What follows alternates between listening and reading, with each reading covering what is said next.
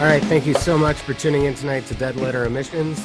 We discuss everything current and underground. My name's Steve, and my most excellent co-hosts are Maggie May and the profound horror author, Mr. Jeremy Dyson, who also produces the show. I'm extremely excited to introduce and speak with one of my longtime friends, Manny Conchola, and his band, Indign.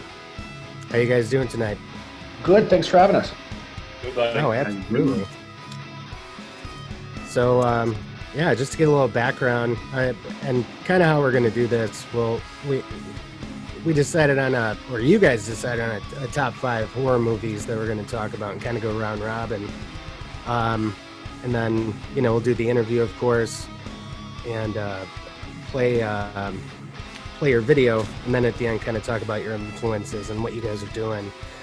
But so how's everybody doing lately with the whole COVID thing? Are you guys keeping busy? How are you keeping sane? As much as we can.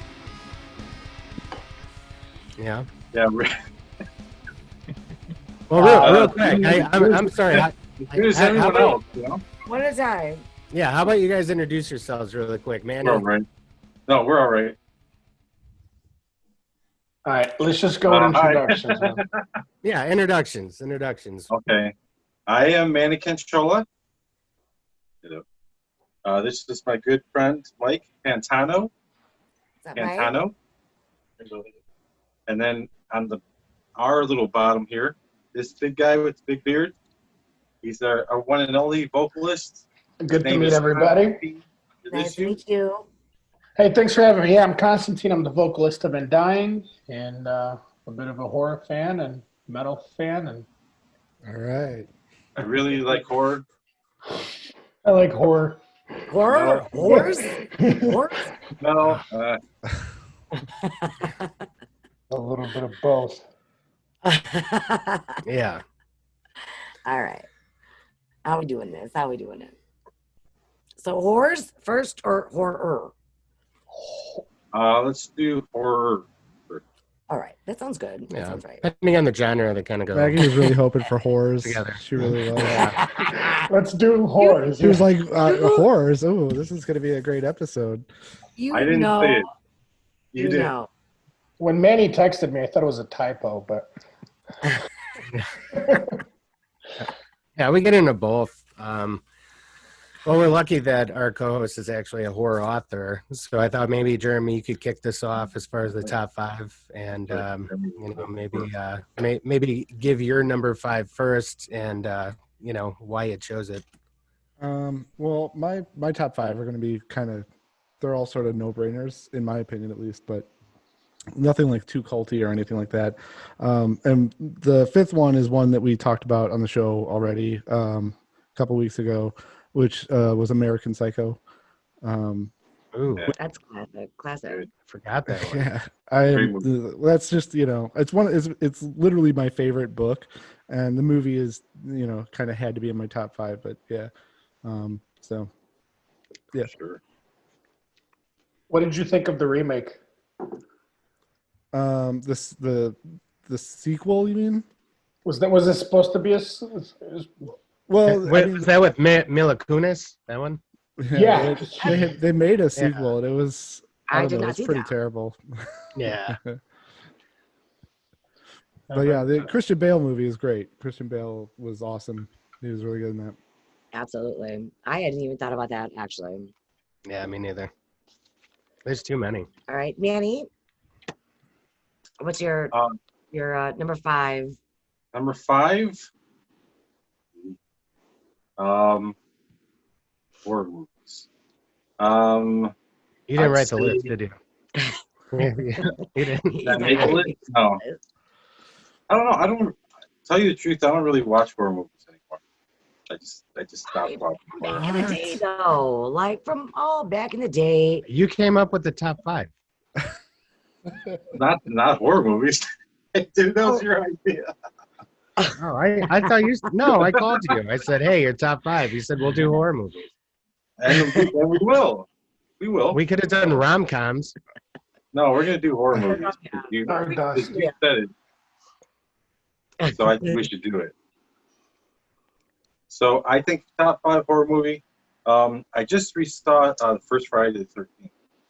That was pretty cool. The first Friday the 13th. Yeah. Yeah, that's classic. It's a good one. Yeah, That's a good it's, one. yeah, I it's mean, definitely classic. It's good. And Jeremy lives in Crystal Lake. Yeah. Beep, Which beep, beep. we have a lot of like shirts in Crystal Lake that are like really look like a Camp Crystal Lake shirt. So I've been debating I should just walk around town with one myself. But yeah, it's cool. Awesome. So that's All right. one of mine. All right. We'll move Well, on. thanks for giving us so much background on that, Manny. I appreciate it. Yeah, holy crap here. All right, I'm going to go next. Just take the All reins. Number 5 is going to be Dawn of the Dead. Was it 72 or 78? 78. 78. I saw that. I think the first time I saw it was on a German channel. Like, I grew up in Europe. Cable in Europe is really weird. So we had these 2 German channels, RTL 1 and 2, and they played the best American movies dubbed in German. So I watched Dawn of the Dead in German at 2 in the morning, and I didn't sleep for like 2 days after that. My parents were out of town. I was 14. I was gonna say, how old are you? Yeah, I was 4. That movie terrified me for a long time. The scene when the guy walks out and he steps on his own dead suit and you can see the giant stitching. It was awesome. I still love that movie to this day. Nice. Yeah, that's on my list too. Of obvious pick for me, but yeah, totally see where you're going with that one. I know it's basic bitch scare level, but it's just such a fun movie. It's like awesome to be terrified at I that got some idea. basic bitch on my shit too. So Yeah, Romero's the king in my book. Like pretty much anything Romero did, I'll watch it over and over again. All right, so Mike. Steve, what about you? Oh wait, no. Yeah, no, guess first, man. Horror movies really aren't my thing. I would say the last horror movie I saw that I enjoyed was Freddy vs. Jason. That was quite a while ago, wasn't it? It was It's a when long Fred time. Durst had like a number 10 top chart. That was a fun movie, though. I enjoyed that one. I mean, it I like wasn't. the It part where definitely he wasn't my takes top the- 5, but it was fun. Yeah, he This takes is the even- person this and is- drags him in the back of the hallway and breaks the neck really slow, and you can hear each kind of vertebrae break. That was kind of the coolest part of the movie, really. Yeah, it's funny that we it's the exact wrong top 5.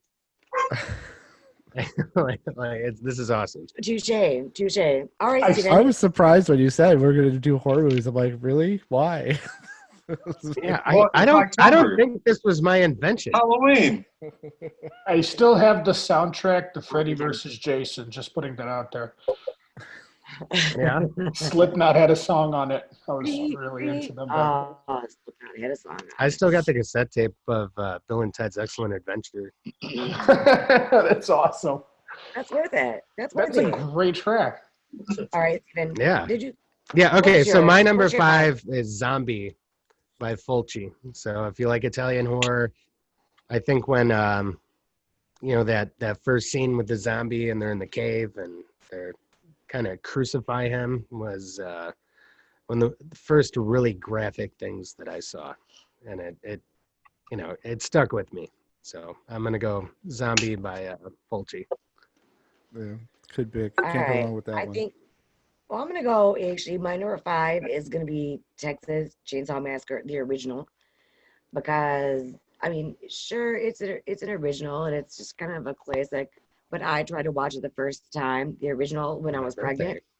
It was Steven's birthday, and he's like, "I want to have some Popeyes chicken," and I just want to sit on the floor and eat some Popeyes chicken and watch, Texas Chainsaw Massacre. And I was pregnant, and I was having like anxiety attacks, and I was having heartburn from the Popeyes chicken, and I was having a really hard time. I could not get through that movie. I was actually having. Oh my God, I love that movie. I did, but trying to watch it while I was pregnant, all of a Of sudden I was course. thinking I had a kid. Oh my God, it was terrible. I couldn't watch it. I was literally having like the first anxiety attack of my entire life, trying to eat Popeye's chicken. Watch. So we ended up watching Sisterhood of the Traveling Pants. We never fucking did that. We didn't. That didn't happen. I never Got a even. feel good story. I never even seen that movie. There's some shit he watched with his mom and his sister. I did not do that. He watched it with his mom? Is that what you said? No, he watched it with his mom and his sister. No, that was Sisterhood of the Traveling Pants 2. I've never watched Sisterhood. No, It's a totally different pants thing. ass traveling hoods. I read No, the book in high school. Well, sorry, There was a I book? haven't. Oh, yeah, I don't know. Don't try putting that on me. All right, so whose turn is it? Jesus. I think it's number 4 now. And my number 4 was Halloween 2, which is my favorite in the Halloween series. Yeah? Yeah, I like it Better than the because first. I mean the first one was really good and it could easily be on anybody's list, but I just sort of like the second one better, where it picks up like right when the first one left off, and then you have like all that stuff going on in the hospital, and I don't know, it's just I think that one's a little bit scarier than the first one was. So yeah, Halloween 2 was definitely my pick That there. was good. That's All of them are good, but yeah, that's how I feel about Hellraiser. Like, I prefer 2 and 3. Hmm. Yeah, Halloween 4 is also really good and it could easily be on a top 10 list for me, but I was too What was young. your opinion of the new one? Jeremy? The What new was it? Halloween. What was your opinion of new Halloween? Which one do you mean? Like because I mean, there's been The so last- many. The last remake. Didn't Like they do after 2 Rob movies of the Zombie? last? Yeah, didn't they do 2 of those, or was there one? There's one coming out, isn't there? There's one in production. Yeah, Or was in I think production. there's one. I There's don't one know. that's like in the works. But yeah, the last ones I saw were the remakes with, the Rob Zombie films. And I don't know. I mean, they were okay. They still had the same sort of vibe, but I don't know. For my money, the originals are still way better. So, yeah. All right, so who's next on number 4? Well, I guess Manny. My number 4. I'll say Itchy the Killer. I like that. Oh, cool. Yeah. A what? Itchy It the was Killer. fun. Japanese. It's Never not seen really that one. horror, For but being original. I guess it's considered horror, right? Yeah, Right? totally. So, yeah, it was a pretty fun movie if you've ever seen it. Peltano, you got another one in you? Is that How about Killer Clowns from Outer Space? Oh, no way! That's a good one. that's good? Best. Yeah, that Yeah, that that's a totally fun counts. 80s movie. I saw that on Svengali. It was the best. Spenguli. Yeah, Svengoolie. It was the best. I Yeah. loved watching. That was like the best place to watch it. That was, man. Just to watch that show with my grandpa. So Okay, Constantine, guys, number Same here. I 4. used to watch it, too. number 4 is going to be Child's Play. That's another Oh one. my that- god, I almost put that on my list. I actually don't put it on my list. Dude, I remember having this giant Russian TV.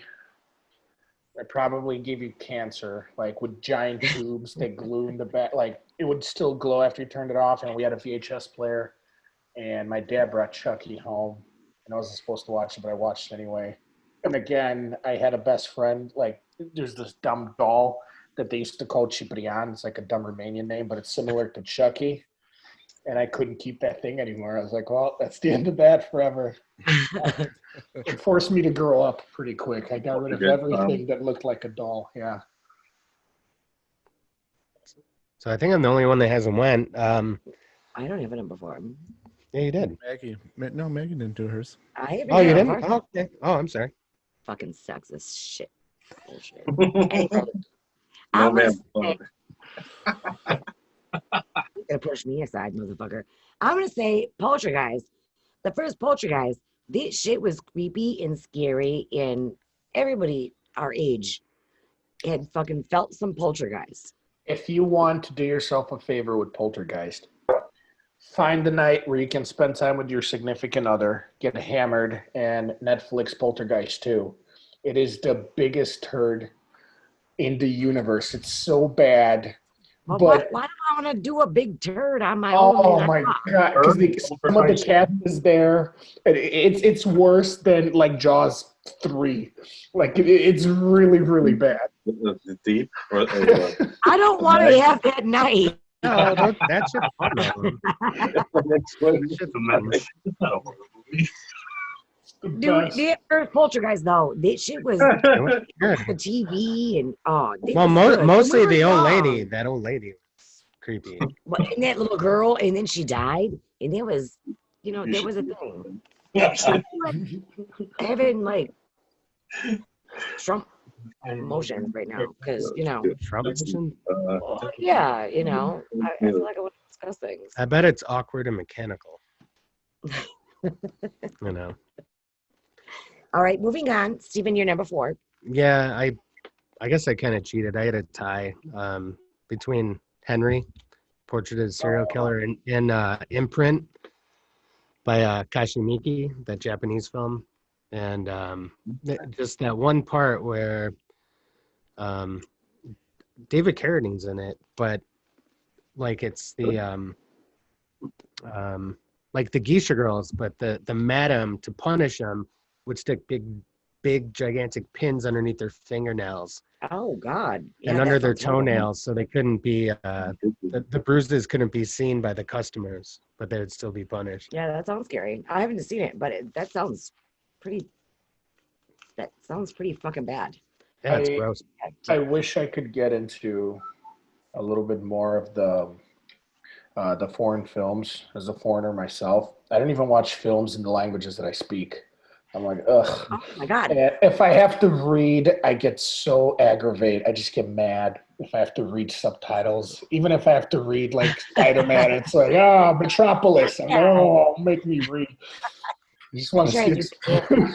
I'm like the same way. I totally get that. Except when it comes to South Korean zombie movies, then I'll read because those are just badass. Oh yeah. That's the thing. Their plots are fantastic if you give them a chance, but just the amount of energy it takes to read. But What about those movies that are like super realistic? What are those movies? Like the Meg. Oh, found film horror. They're like Jurassic really bad. Shizers. No, they're like, oh my God. You guys ever see Jurassic Park? like Yeah, Werner, No, my God. No, there is a My little dinosaur is so mad, man. is it Werner Herzog films? Like that weird. Yeah, why are you so mad all the time? I gotta look it Always up. crashing like Constantine. robots a- and SUVs. Yeah. STDs. I'm gonna look it up. There is this series of movies that are like so vulgar, where you see like Old man dicks. Anything independent is usually a ton of it's male junk. Oh, like found footage movies. yeah, Oh, okay. that Like VHS or Blair Witch was one of those. no, not Kinda. Cloverfield was good. Am I going to get crucified for saying that? It's the No. only shaky not camera Blair Witch. movie. That oh my was God, cool. I gotta look it I'm up. really Eight scared. millimeter. There's a few of them that were good. Grave Encounters, I actually enjoyed that too. Both of those What? movies. Grave Encounters, that was a found footage film. Oh, Yeah. what was that? Yeah, the VHS ones are pretty good. Constantine, where are you from? I'm Romanian from Transylvania. Seriously? Transylvania, that's hot. He turns into a bat at night. I like that. Falls asleep like You're this kind of before. obligated to like Yeah. horror movies if you're from Transylvania, right? So Yeah. there's this giant dichotomy of I love the vampire mythos. I think it's fantastic, but I fucking hate it because of where it came from. Because they like they just Cartoonish. yeah, and they took this like king that was like a sociopath and like a legitimate psychopath that was Oh, fighting. Yeah, like he was like fighting guerrilla warfare against the Right. Ottoman Empire. He's so he wasn't like normal by any means, but for some reason Romanians they look at him as some sort of a hero, like a folk hero. Yeah, just because he murdered, like if you stole, you'd get impaled. Put him on stick. The Yeah. cops. Yeah, he had a very weird fetish with removing hats. Their stories, so like the Turks would send their missionaries over to ask him to like, to give up or whatever. Like, he was raised by the Ottomans, basically, by the So Turks. they would remove your hat. Yeah, so we're in Romania, everybody's Orthodox, right? So they're Christian Orthodox. They're highly religious, like the Greeks and the Russians. So when his grandfather came back from the Crusades, the Polish people or whatever, they inducted him into the Order of the Dragon. So they gave him this cool breastplate with a dragon on the chest. And Romanians being super superstitious and just they see the dragon. One of the patron saints is Saint George that slays the dragon, so they associate a dragon with the devil. That's where the name Drake comes from, Drak. It's a folk Right. word for, yeah, that's what Dracul literally means. It means son of the devil. And then they just gave him the nickname Dracul, which just meant like the guy with the devil on his chest, right? And then all his kids from that point on Steve just likes picked up Dracula this. way more now. He's like, yes. Yeah, and then him and his brother, they were both raised in like an Ottoman camp as part of a thing. Like the king gave up his sons, and then in return, they wouldn't get attacked. So they got raised under Islam. His brother was cool with it. He hated it. And he would always do shenanigans, like kill guards and stuff like that. Medieval shenanigans. And then. That's incredible. That's an incredible story. I would like to talk about this for like 3 hours, but Where does Keanu come into this? The word does what? Where does Keanu come into this? Keanu. Wherever he wants, the man is magical.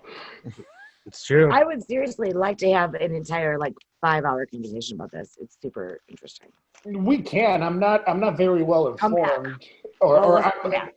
I know what they taught us in school. So whatever goofy nationalistic propaganda, I could probably tell you about how awesome he was when he's like throwing people in holes with spikes. He's like a complete sociopath. But everybody's like, "Oh, he was awesome. There was no crime." Like, all right, cool.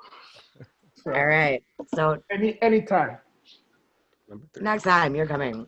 All right. Number 3. Who is number 3?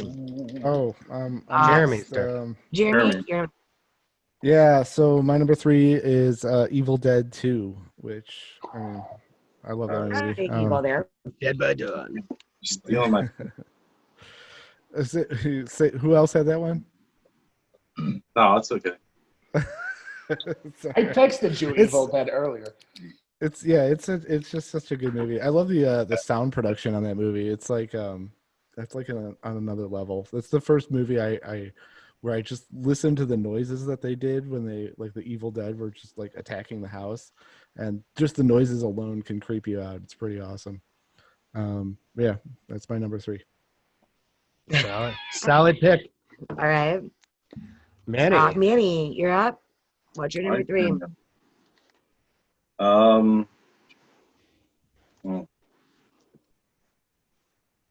Let's see. Significant. I liked the Hellraiser series. I mean, the first one was disgusting. I saw it at an early age. It was pretty awesome. It's like how That was a big thing for Steven. He totally wanted to go there. I have a question for Jeremy because he seems like he's a bit of a cinemaphile, I guess would be. I absolutely speak with Hellraiser. Something about the way that genre of just that series, the way they look, the cinematography in that is it's not my top 5, but it's like one of the most amazing visual movies. Like just the way every shot is seen, the way the photography in there looks. It feels visually it's fantastic. Yeah, I the love special effects and the makeup and the whole Hellraiser series are like incredibly disturbing, and those are awesome. And I don't know, I kind of think that comes from the whole like Clive Barker sort of vibe that was like really popular when they started making those movies.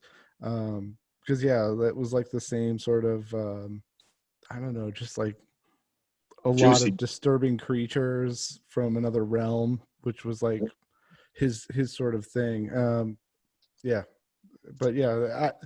To me, like the writing and the stuff in the Hellraiser movies kind of tapered off after the first 2, but the special effects were like outstanding through the whole thing. I think there's a lot of similarities between like the Dream World and Nightmare on Elm Street and like the Demon World and Hellraiser. Absolutely.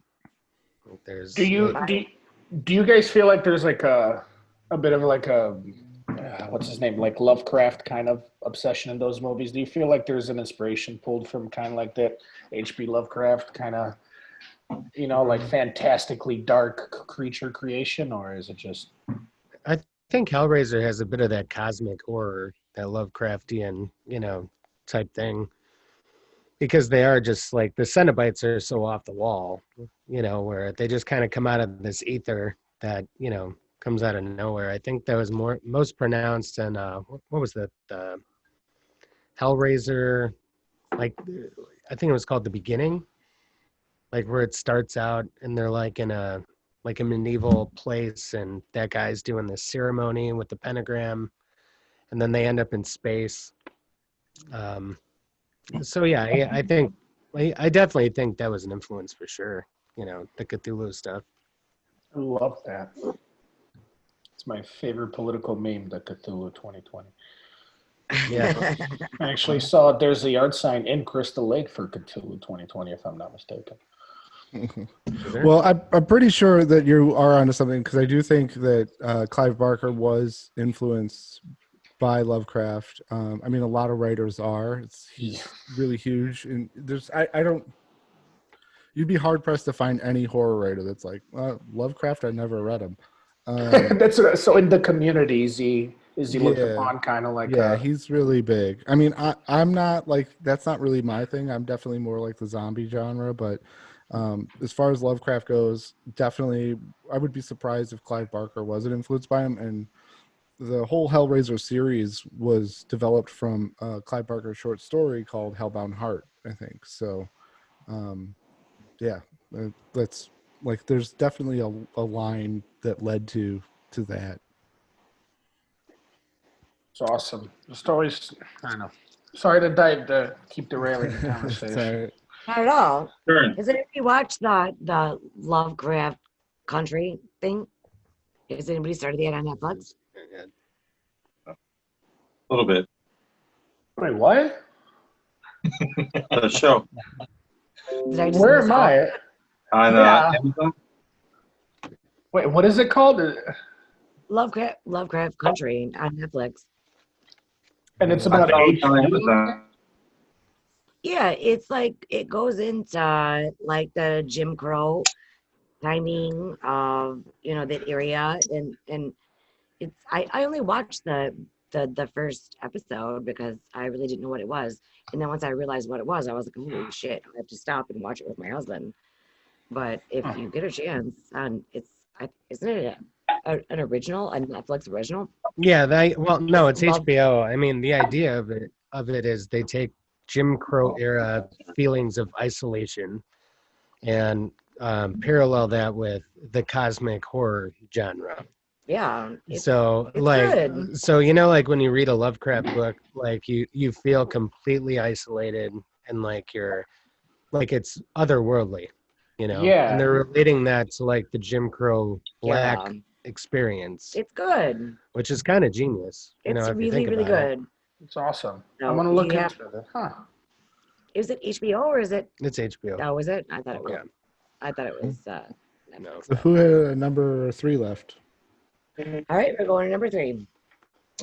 Oh, Manny went with Hellraiser, and then I just ruined everybody's train of thought. I think it was on me to go next. I would say Who's going next? I Am Legend. You guys consider that a horror Oh yeah, movie? that's a good one. Yeah, it is for That's a sure. good It movie. was based off a horror novel, so yeah. It's zombies, right? They count as zombies. Yeah, I liked it because the time that Sure. it came out, I was really big into gaming and I was really big into Call of Duty, and they had this zombies type of first-person shooter, and it was totally relatable, especially the end scene. And I remember seeing it in a theater with my wife, and she was freaked out, and I was just, it's okay, there's a dog in the movie, and she loves dogs, so we stayed She until the likes end, and then The we had to dog did go. not survive. Yeah. The dog was not going to make it. She likes dogs. But I'm pretty sure those were actually vampires, not zombies. I don't. Oh yeah, 'Cause because they couldn't be came in the out at night. sunlight. Yeah, so I'm pretty Yeah, sure. yeah. But it definitely had like a zombie movie feel. It was kind of a crossover. It was a cool movie though. Nice. All right, who's next for number 3? I'll go number 3. We'll go Silent Hill, the original one. Fantastic Oh yeah, that's a good movie. one. I never played the video game. Me neither. I have no idea about the video game. Good. Is it good? Yeah, it was good. All right, I'm gonna have to play the video game, but the movie itself, the original, is amazing. I heard it was that really good. the sequel is awful. It's like a $20 prosthetics, like D movie. It's awesome. Like the college kids that made it, it's actually pretty cool. But you can't go from like a $30 million CGI budget to like $50,000 and some rubber Walmart masks. Like it doesn't look the same. Pyramid Head is literally just a greasy guy that's kind of in shape. Like, it's like a dad bod guy with a thing on his head. It's pretty bad. But the plot is cool. But yeah, I love that movie. I love that kind of twisted, dimensional. Anything could happen. Just weirdness, like unfamiliar forms. Just things that shouldn't be the way they are. I just love that kind of concept of hell and suffering is just brilliant. It's probably the most metal movie so far. All right, my number 3 is going to be Sleepwalkers. Sleepwalkers from Stephen King. I don't think Do I've you ever guys seen that remember? one. It was like a kid, and they were all up in the. It was kind of like they were going into the cemetery. It was almost kind of like a secondary issue of Pet Cemetery from Stephen King. You guys ever saw it? Nobody ever saw it? Sleepwalkers? Nope. I saw it. I didn't know. Yeah, It's just me here. It's really just me. I here. haven't seen it. I've seen it What before. was it called? It's called Sleepwalker. It was Sleepwalker? Stephen King. Yeah, it was a Stephen King thing, and it was It's kind of really like funny. it was kind of like a step off of Pet Cemetery, and there was all these cats, and it was kind of like I don't know, like a it's cat hard- movie. Well, you have to. I guess if Ghost nobody's Cat? seen it. How the fuck am I the only one that saw a Sleepwalker? Have you seen Frankenweenie? Frankie I Weenie. feel like It's we're actually talking really about- good. Uh, It's actually a really good movie. It's about a ghost. Well, it's not about a ghost dog. I'm leaving. Oh my god! All right, you guys, go fuck off. How come I'm the only one that nobody ever watched Sleepwalkers? Oh my god! All right, who's next? All right. Next You're segment. next, Steve. 70 Moving on. You're number 3, Steve. Buttholes. We'll watch Sleepwalkers. Buttholes. Well, we just decided we're gonna do one day a week. This We're is gonna do horror embarrassing. I'm movies. embarrassed. Live Why are you stream it. embarrassed?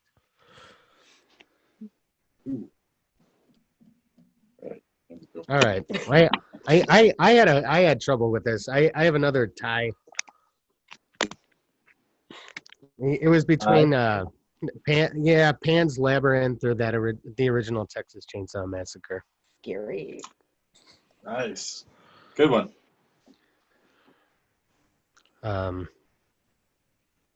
I guess the reason Pan's Labyrinth, just Del Toro is pretty amazing with his characters, and he did Hellboy too. I thought that was I think the characters are pretty similar, but I just like his imagination. Yeah, I feel like he's got his own style. Yeah. Like a recognizable, very, very cool. Yeah, especially like the hand with the eye, like It's freaking that one awesome. scene. The hand in the eye. I don't. Yeah. But nobody knew what a sleepwalker was. Yeah. Well, who's next? All right, number 2. I think we're going down to number 2. We still got an interview to do. Yeah, I know. I'll do mine. Two. Was since Dawn of the Dead was already thrown out there, I had a hard time deciding between Dawn of the Dead, so I'll go with Day of the Dead, which was the third Romero movie in the trilogy. And yeah, that one's just full of like just classic ridiculous George Romero lines, and I don't know, the special effects in that movie, because I think that was the first Romero film that Greg Nicotero was doing special effects on, and obviously he later took over The Walking Dead and all that stuff, but he did a great job with that in the Day of the Dead movie. Right. And the second one was Return of the Dead, right? Like the one that came No, out in '86. no, Come on, he had it Which was one, Night, Manny? Dawn, and then Day of the Dead. Dawn. Day of the Dead was in Right. '85. Dawn. Yeah. Okay. Well, I was gonna say my next pick would probably be Night Up, the Living Dead, the original one. Did somebody say that already? Original. That's my number No. one though. What? So, We can't say that's number one yet. well, It's all right. anticlimactic. Well, that's my We're number only two. at number 2. I'll cut I that saw part my out then.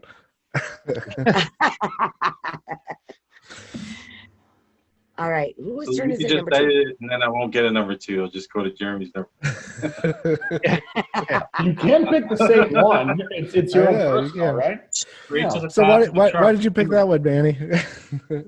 Because it was pretty influential. I saw that at a young age too, and the part that stuck with me is the end, the very end when he gets shot in the head. Which I'm going to more, but Yeah, it's a shocking ending. I mean, as far as horror films go, even today, like to have the main protagonist just get like offed by some random people at the end of Spoiler the Yeah, alerts, movie. the guys. black I was one. really looking forward to seeing that now. What the fuck? I was- You've never seen that movie? How have you never seen that movie? Yeah. What the fuck? Wait, spoiler alert! I'm getting triggered over here. Oh, The movie's Yeah, I 60 don't- years old. I haven't gotten to it. There's a lot on my plate. Well, you'll still have to figure out who the protagonist is. Now you know. It's true, yeah. I'll give you a hint. It's Mr. Cooper. depends on It's what definitely part of the Mr. country you're Cooper. from. Yeah, we haven't gotten in Romania yet. Yeah, and then the celebration at the end of the burning bodies and everything. It was extremely disturbing. Why don't you knock it off? He hasn't seen the goddamn movie. I haven't either. No, I know about all the burning bodies. Oh, sorry. Like a Slayer song. I So think is out that of all the Pantano? movies, yeah. Mm-hmm. Is it Pantano next? All right, we're on number 2. Who's number Has 2? anybody mentioned The Conjuring yet? No. No, we have not done that. That one's okay, right? Yeah, that's It is. I liked it totally out of too. ideas. I did like it. No, it's all right, Mike. It's good. It's no Blame it on soft. the guy sitting next to you. You guys I are did like frozen. Oh, who? All of us? Or Oh, No, no, just just Manny. Manny and Mike. I think they're just thinking. Oh. They're posing. There we go. Change the I think pose. they're stuck on their next number Yeah. 2. Yeah, Manny, you guys were stuck for like 30 Okay. seconds in a very weird. Like a very right now too. Again, yeah. right now. The best. All right, number 2. I'm gonna go. Yeah, Manny and Mike are in a K-hole.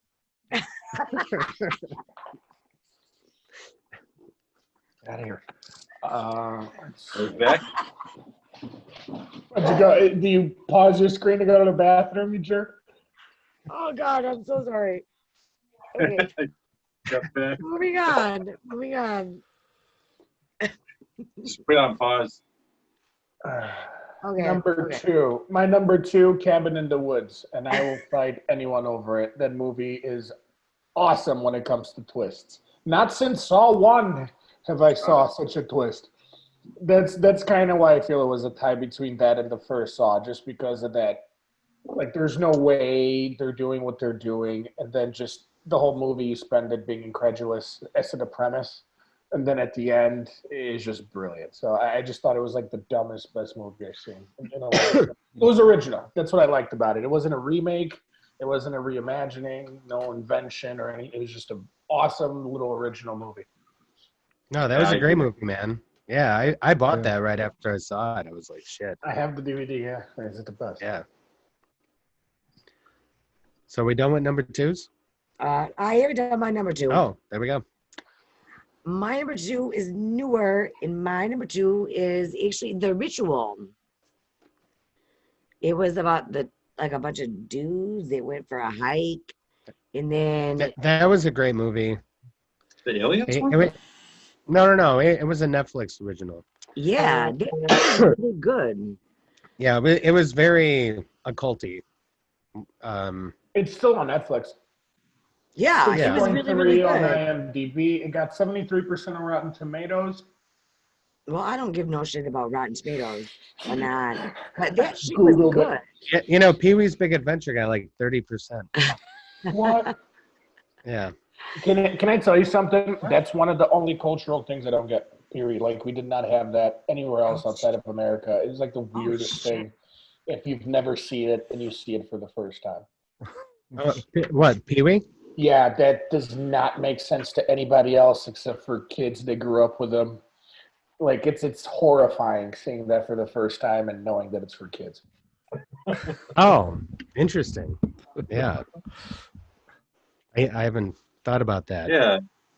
And Yeah. he got arrested for That's jerking off in the theater. Constantine's top one horror film. Wait, did you say Pee Wee Herman is a horror film? Pee Wee Herman is a horror film? They can't hear because they have dial up. So Ugh.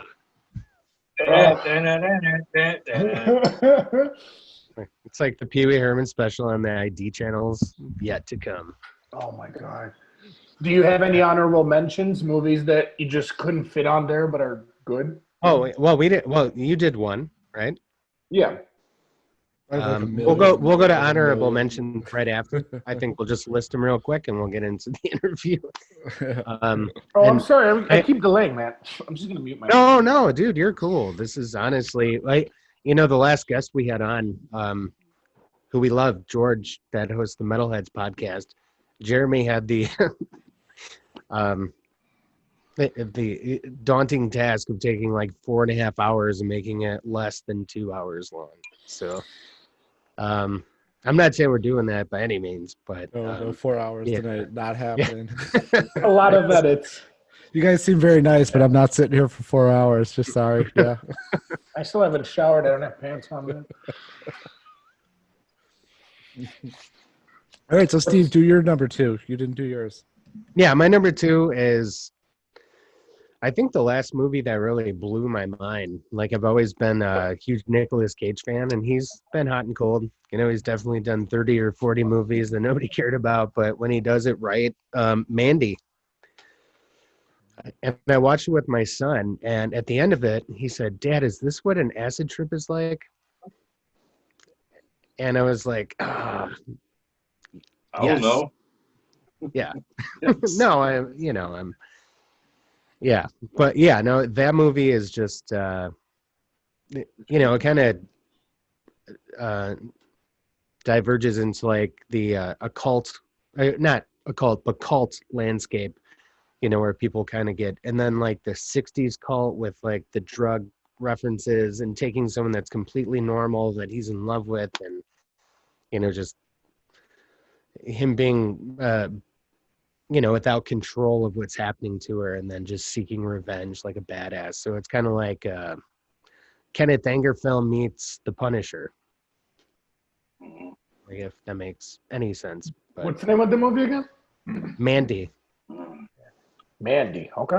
Do you watch The Witcher? Superman.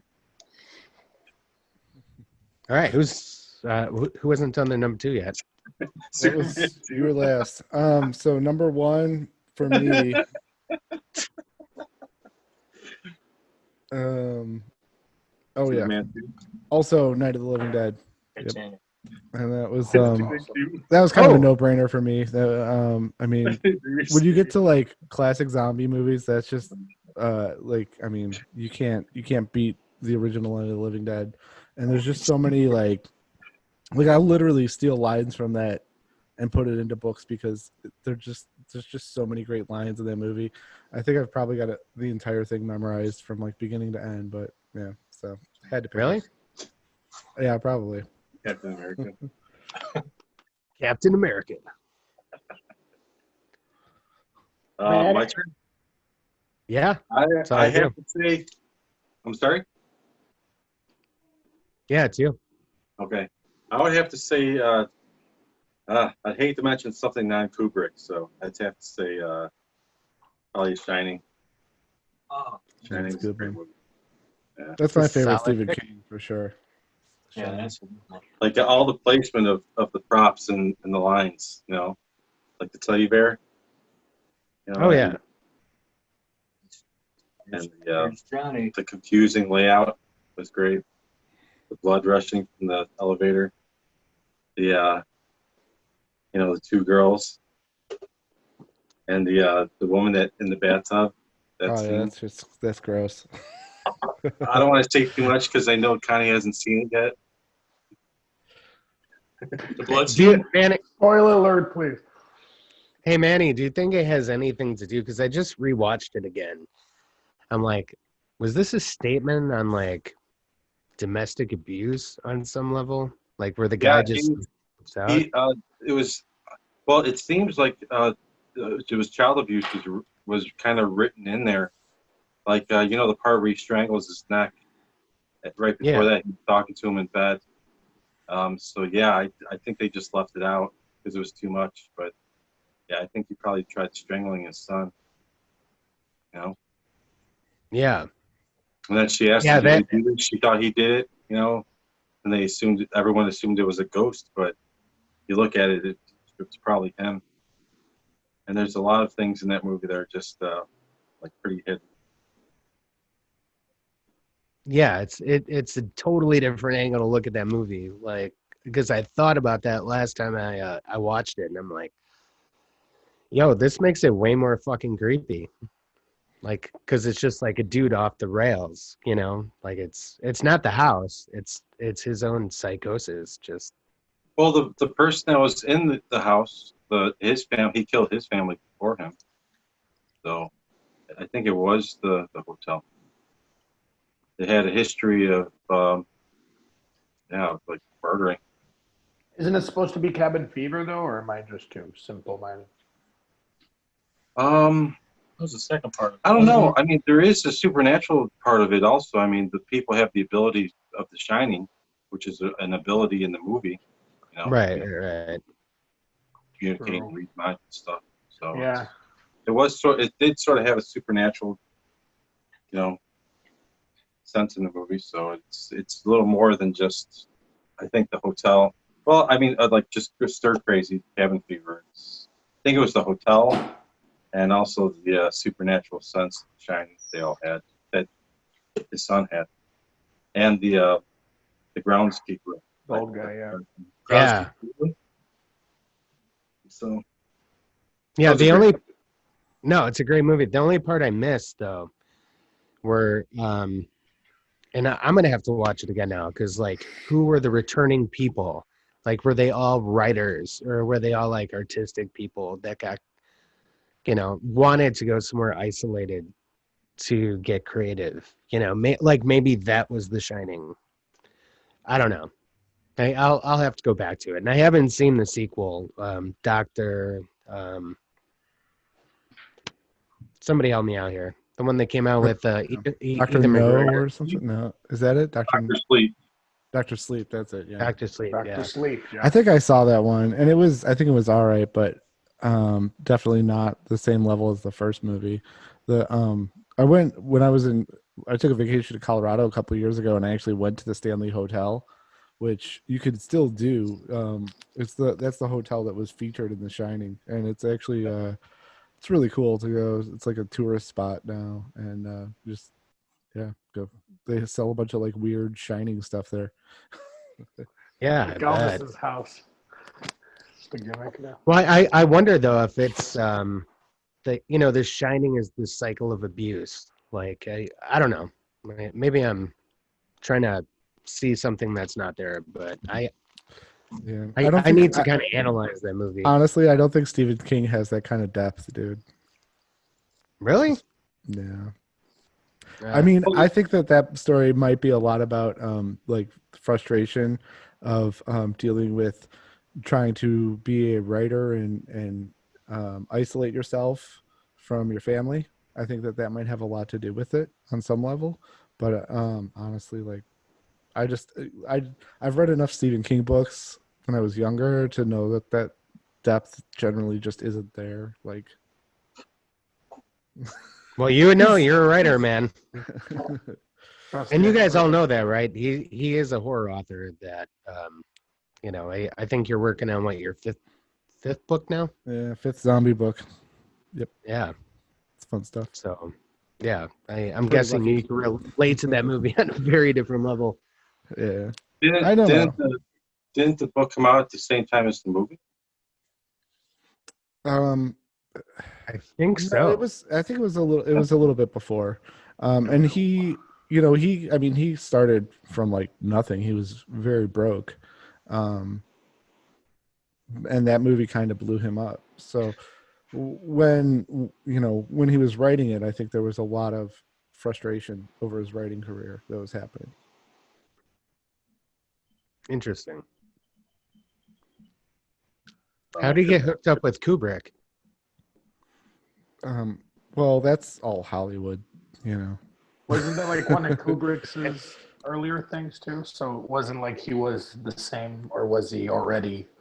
Yeah, I don't really know the details of all that. Like, that's all Hollywood. But I mean, obviously, when you're going through a publisher and you're Stephen King, even back then when they got his first books out, by the time they were turning that into a movie, he was already like one of the biggest names out there. So, yeah. Gotcha. So we're down to number one, right? Or did we? Yeah, this is number one. It's, I think, Mike's turn. So obviously, I'm running out of material here, guys. You haven't missed anything. You're just grasping at straws. Well, we still never got our number two. Um, No, House here of it a is. Thousand Corpses. You guys seen that one? Rob Zombie movie. Dr. Satan! Yeah. I love that movie. Yeah, I don't have a problem with those movies. I mean, they're not my favorite, but I like watching them. Everybody I knew in high school loved Rob Zombie's movies, so I ended up watching a lot of them just so I can fit in. And I haven't revisited them as a independent thinking adult. So I don't know if they're awesome because everybody thought they were awesome and that's what I remember, or if they legit are awesome. Yeah, that's a good point. I have not watched a Rob Zombie movie in a long time. I can't even think of all of the names of his movies, but yeah, he's definitely got his own style. He had Devil's Rejects, and he had House of Yeah. a Thousand Corpses, and he did the. I would say I don't think he's very good at writing. Like I don't think his movies are very well, or his storylines if he's not redoing somebody else's. But his characters are interesting. I definitely think he comes from that isolationism, Hills Have Eyes, Texas Chainsaw Massacre kind of angle. Where you got these weird, freakish people and nobody's around, and you're stuck in my weird, bizarro land kind of thing. He's got a carny feel to it. I always got like a Natural Born Killers kind of feel from Rob Zombie movies. It seemed like that was like a big influence on him. Natural Born Killers is like the greatest love story of all time. Well, we're not talking about love stories. But it's a horror. It could be pretty horrifying. Yeah. It's true. It could be a horror because they are like serial killers. So I guess that qualifies. Yeah, them, and then Californication. But that's not even a movie. Californication. It's the X-File guy. Oh. Right? Isn't it Mulder in that movie? No, The Red no, Diary guy? wait. Yeah. California with a K. With Brad Pitt and the California. badass little bitch. Well, what's your number one? Oh. You More than gotta these do, you gotta do fuckers. Connie Yeah. first. I mean, we're already at an hour. Oh. Okay. Yeah, we can't be doing that. Number one, I'll go with the best movie of all times in any genre. It just so happens to work for horror as well, and that's Alien, the original. Wow. Yeah. Oh, Sweet. it's It's a great waiting. movie. Right now. Sigourney Weaver is the biggest badass in the freaking universe. She's like the quintessential action bro. hero. Shave your That head, dude. movie is terrifying, and she didn't have to kick ass. She just did it to survive. There's no bandana machine gun. It is just her. It is like the coolest. Like, is she gonna survive? It's just basic. I don't want to die. Shoot up by a thing with two mouths, or have some things jump out of my gut. It's as basic survival as it gets. It's one of my favorite movies. The plot is amazing, and what makes it cool is that it's like it's the only one out of all of them that's like, well, that could kind of happen. I could see that. It's not that ridiculous in my mind. It's the only one that's like, all right, there could be aliens coming in to suck my That was suck a my great butt, movie. dude. For sure. To suck your what? I don't My- know, to my- grind me up in pulp and suck my juice. I don't know what aliens do. Suck your what? Suck my fissure. Isn't that what they All call right. them? No. Suck, yeah. We're moving it Xenomorphs. from horror to No. other. When All right, suck well- my- We got one number one. We still got to do the fucking interview. It's gonna be a lot of editing. carry on. Thanks. Whose turn? Who's next? You guys. Mhm. Your number Steve. ones. Okay. My number one. This was hard and nobody's going to get it, but The Witch. The Witch. It's my favorite horror movie. The Vitch. The Witch. The Witch. No, Witch. Just which? It's just called Witch. Yeah. I'm gonna Google Which this. one is your number one? Why? Which one is your number one? The Witch. Who's on second?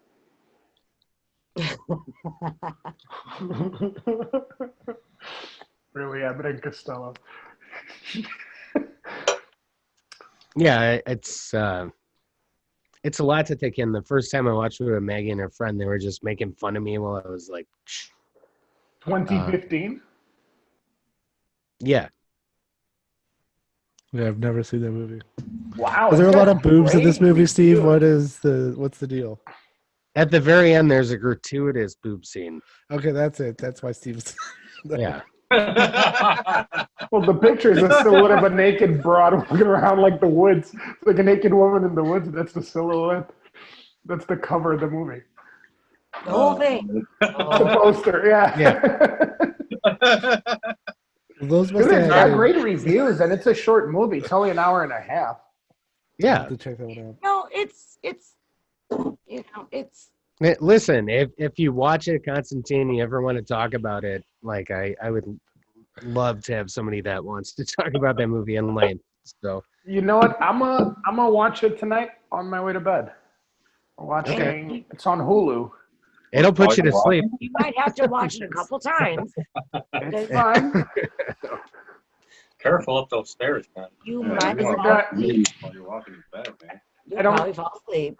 Who watches TV outside of bed? Well, you said you're gonna watch it on the way to bed. It's Oh, a if you gotta Like, sleep on the couch. it's a real sleepy time one. Must be a really short movie. But we still gotta do Maggie's number one. Maggie's number one movie. You know, Yes. actually, my number one for this year, I wouldn't say it was my number one of all time, but the Midsummer.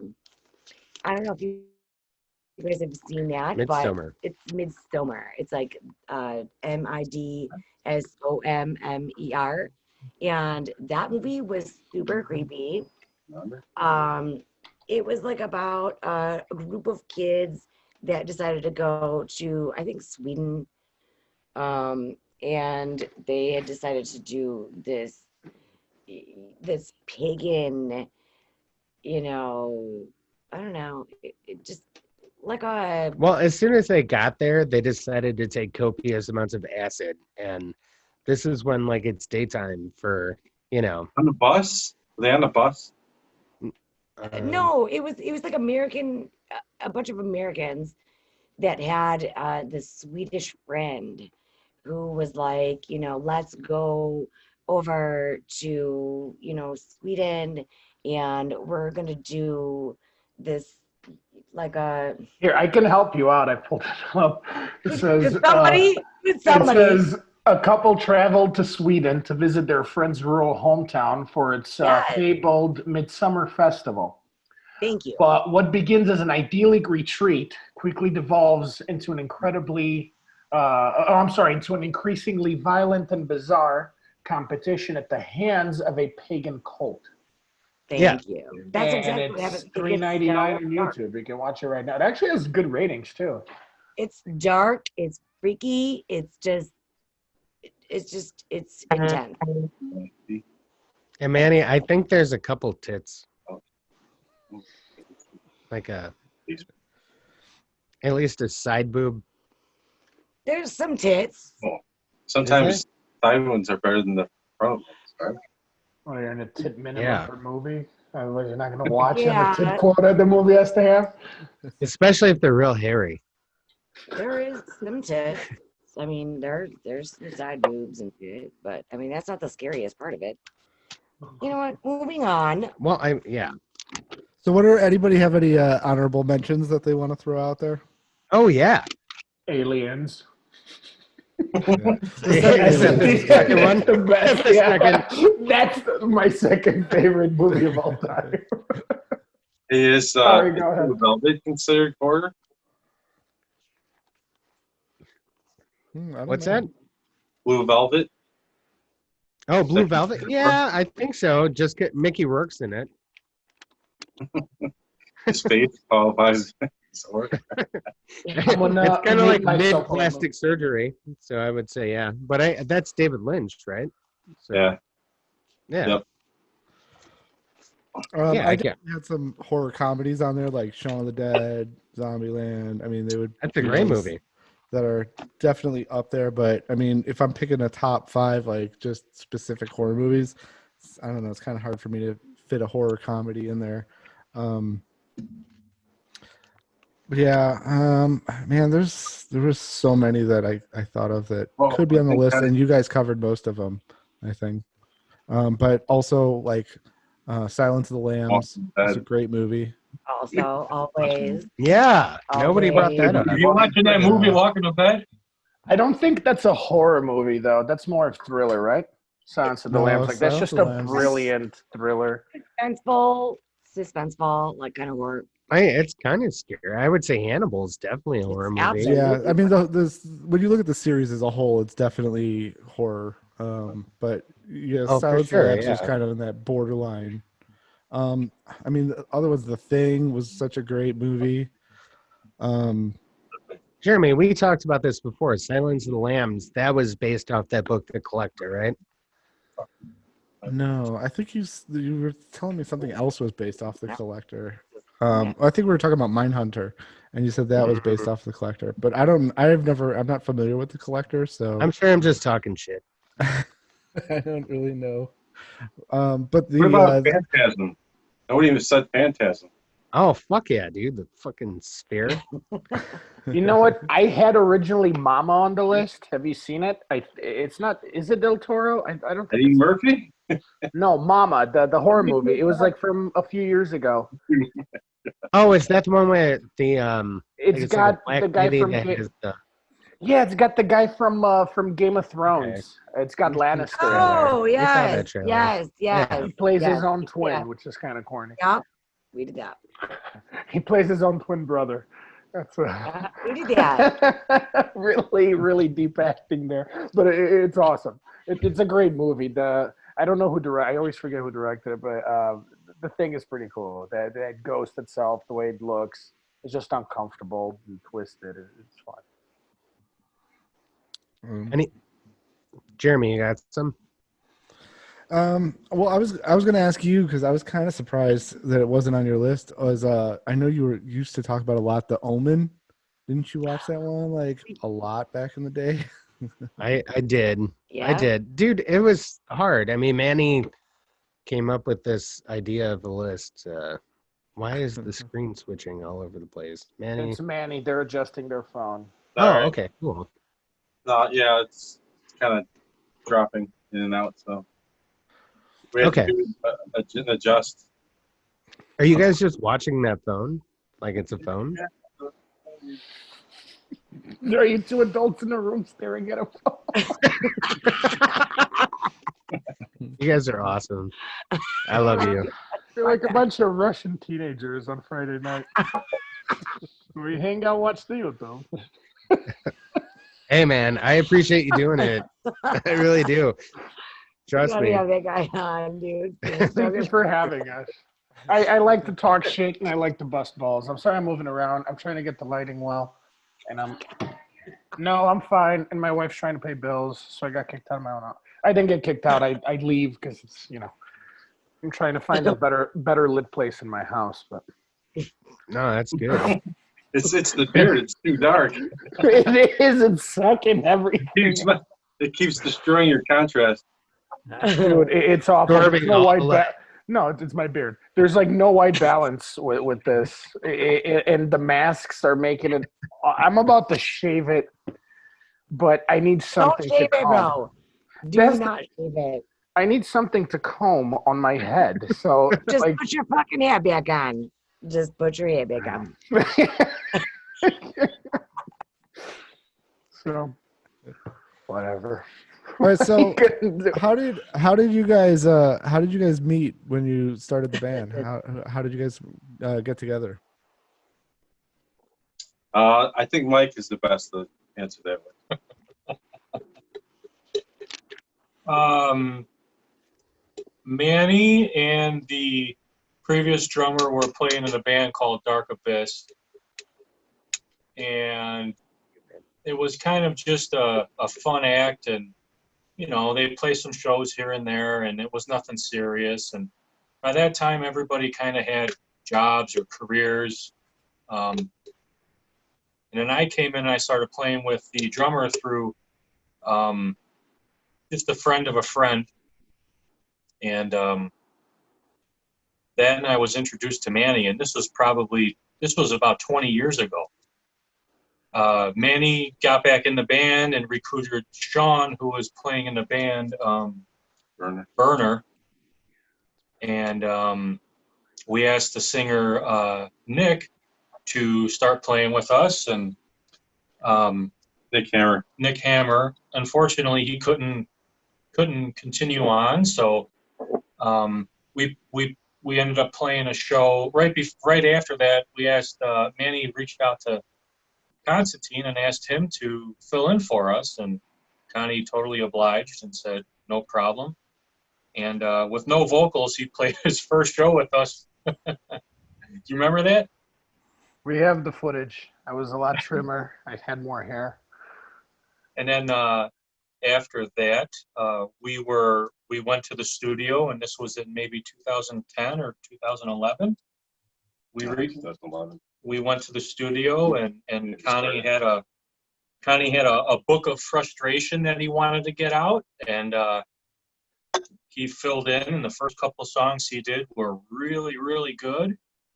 And the stuff that this most recent album we came out with this year is music that we wrote 12, 15 years ago.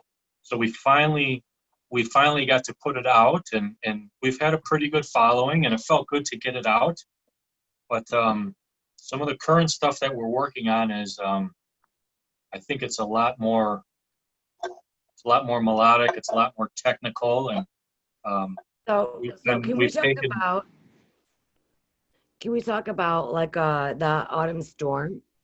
I listened to it in entirety like 3 times today. And just really wanted to hear it fully, wanted to understand like what you guys were, inspired by, and what pushed you guys into that album. Unfortunately, I've listened to just other songs that were available, but I listened to Autumn Storm over and over all day long. So they gave me when I joined up with Manny. I've known Manny for some time. He used to be the engineer and the tech and slash help produce and do live sound and everything for another band I'm involved with. And Dysfunctional mariachi. yes, for Dysfunctional Mariachi, absolutely. Right, So he's right. been there with us, helping us out forever. And it was only a matter of time till he would have eventually asked me to do something with him. The timing worked great, and eventually I met the guys. Everybody was nice. So when we set up to do the first album that I did with them, Autumn Storm, was the only track on the album that was a non really metal song. It was more of a heavy metal song on a general hard rock metal album. And it was like the only thing that could go for a bit of a ballad. And it was just, I like telling stories. A lot of Noticed that. folk stories, and it's fun. I noticed that. And yeah, Talk about and Anya. they were open-minded enough to try to do a female vocalist. I had an idea for like a little kind of a story back and forth, and it took a while to find. But once we found Anya, if you guys want to check her out on Facebook, Aya Toya, she is a fantastic industrial rock artist. She does everything herself. She's fantastic. She posts all the time, Well, a ton of content. what I kind of noticed is that I know that Minnie is super into Pink Floyd and to that kind of vocal thing. And it really had, I really could see how you guys could get into, um, I guess, an idea, you know, where there was a female vocal of almost, I noticed almost a vocal of, what could you say? I think she's saying that earlier. It reminded her of like Shen and Crazy Diamond. Yeah, Kinda. it had those That's things. awesome. I'll take that Yeah, as a it had those compliment any things. day. That's It awesome. had things. Thank you. And then I noticed, like later on in, listening to the album later on in, I had noticed that there was like a kind of a Den Townsend with the drums and these vocals. It just did something that, it was pretty powerful. I feel like the album is a little heavier than I originally thought, I guess, when I jumped in. But the album has like a very good amount of aggression. It's heavy, but it's not. I mean, we indulge in some really heavy riffs. I think like the first two tracks are pretty in your face, and it balances out. It's not like a one trick pony, and the guys are talented enough that Not. they can allow me to be more dynamic on there. So it's not the same song, 8, 9 times in a row. I think if you like that one, you will really like the new album we're working on. I think we're going to have a Absolutely. single ready in a few weeks. We should be having a single out to show everybody what we've been working on. The lineup is fantastic. We have a great drummer, great bassist. I love the guys. They're fantastic at writing. It's not going to be as in your face. I feel like we found a lot more peace on this album, and the writing is incredibly. They write like adults, man. They're just really, really good at what they do. It's really fun for me to do my parts. It makes it easy. And I just get to kind of sit back and just come up with cool stories that match the awesome music they give to me. It's incredible. So, I have absolutely been able to see, like, a lot of the things that, are,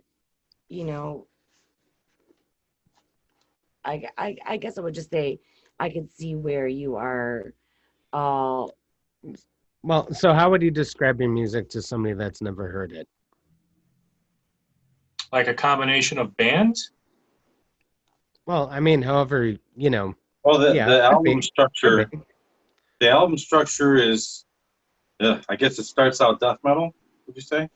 And then it goes into thrash, 80s metal. I guess like thrash. Then it goes to heavy metal. like metalcore. Yes. And then it ends with like rock rock. Yeah, and it ends with a nice big heavy metal So, ballad. It who would starts you off say- angry and finds Yeah, resolve. what- Sorry. what- Modern, What he said, modern rock. modern. So like, it's like butt rock. But So who rock. would you guys Modern say are like your contract. biggest influences? Like what bands would you guys list off as your biggest influences? I can tell you the ones they tell me to listen to all the time when they send me new tracks. Like you should totally listen. Yeah, so what Connie's talking about is Kill Switch Engage. That's one of our big time influences, really. I mean, from the tone to just how crushing of the guitarist and the kicks and the Oh, bass. who's that? I cut out are for a second. awesome. Kill Switch Engaged. Oh, got it. They're, You know, they're fantastic. all the rest of the classic thrash, like Slayer, Exodus, Exhumer,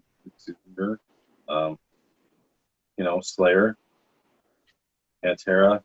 And we got some modern And, mixes in there too. I mean, we got some stuff like Tool and some Alice in Chains type of riffs in there too. If So I could interrupt for a second, as I was doing my makeup and I was just listening to this entire album from Autumn Storm, everything that I felt within all that was right from the beginning was Pantera.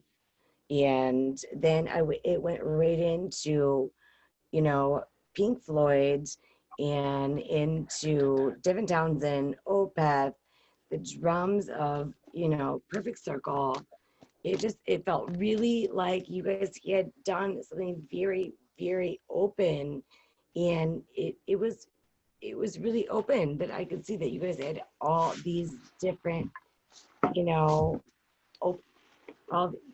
could just really hear. It kind of sounds to me like a mix of Pantera, Perfect Circle, Yeah, and and System of a Down. all of I could that, see and it the was Kill really, Switch. really good.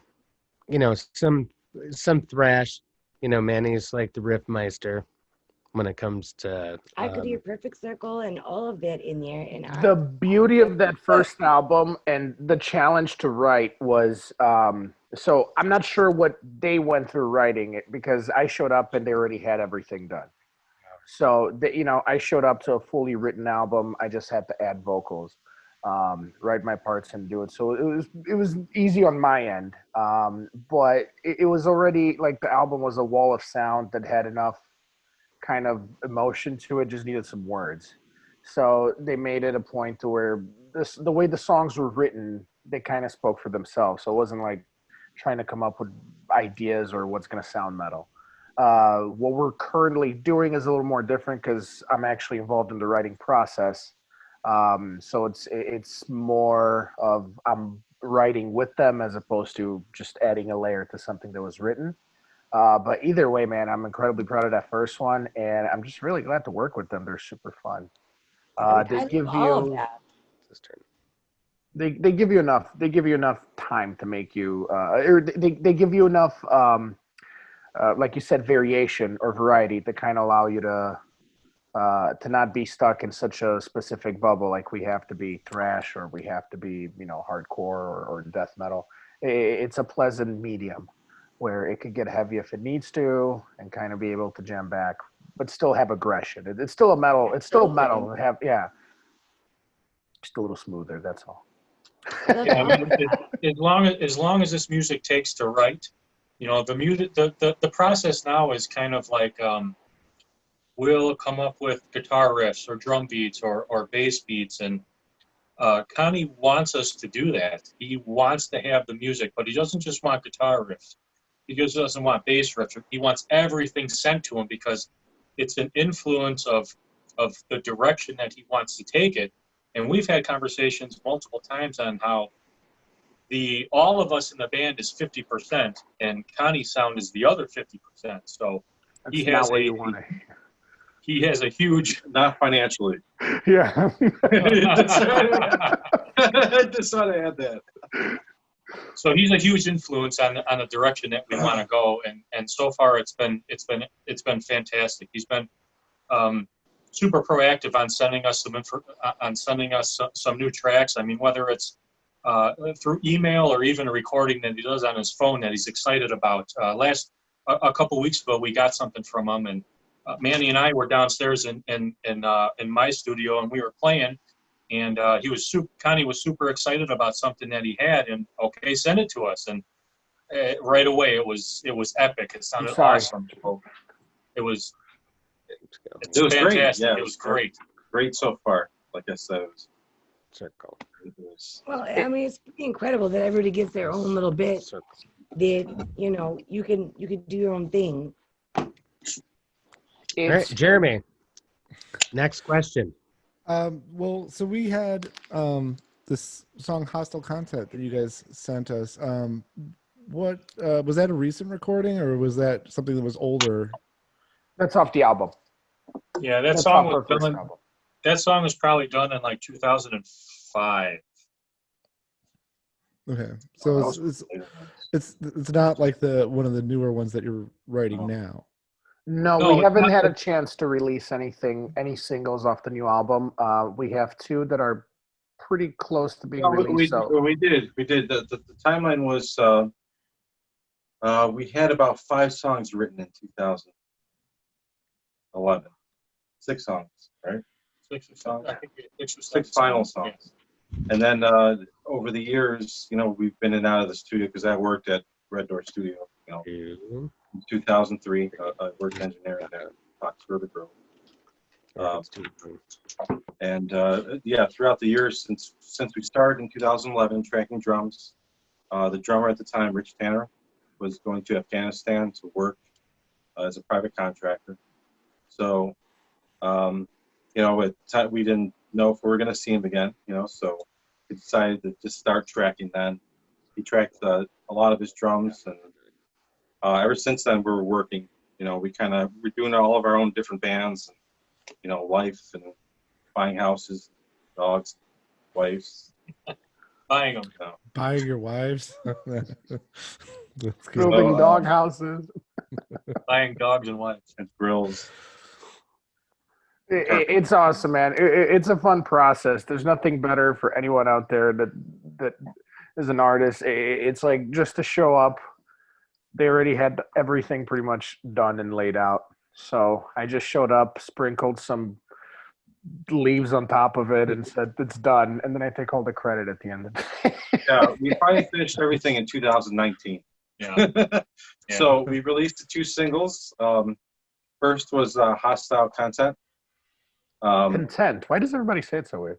It's Hostile Content. Am I saying it weird? Hostile Content. We released a single just to get it out there, just kind of I guess, start spreading the social media and marketing content. Yeah, and Content. we had a good return from it, and then after that we released Autumn Storm. Yeah.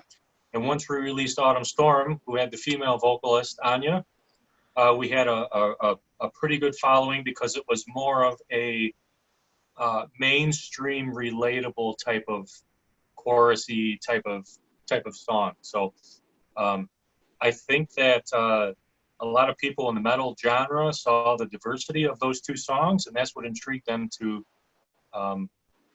check us out. I have a dirty little secret when it comes to this band. I actually sang for your band for one show. Nice. And Manny is the only guy that probably knows this, but it was in a basement, and I got a large bottle of sake, and I took the microphone, and I remember beat it into my head, and it was bleeding. And, that was Dark Abyss, right? That was our band before Indign. No, it was Indign. No, because I still have the CD that you gave me to practice, and it says Indign. Oh, okay.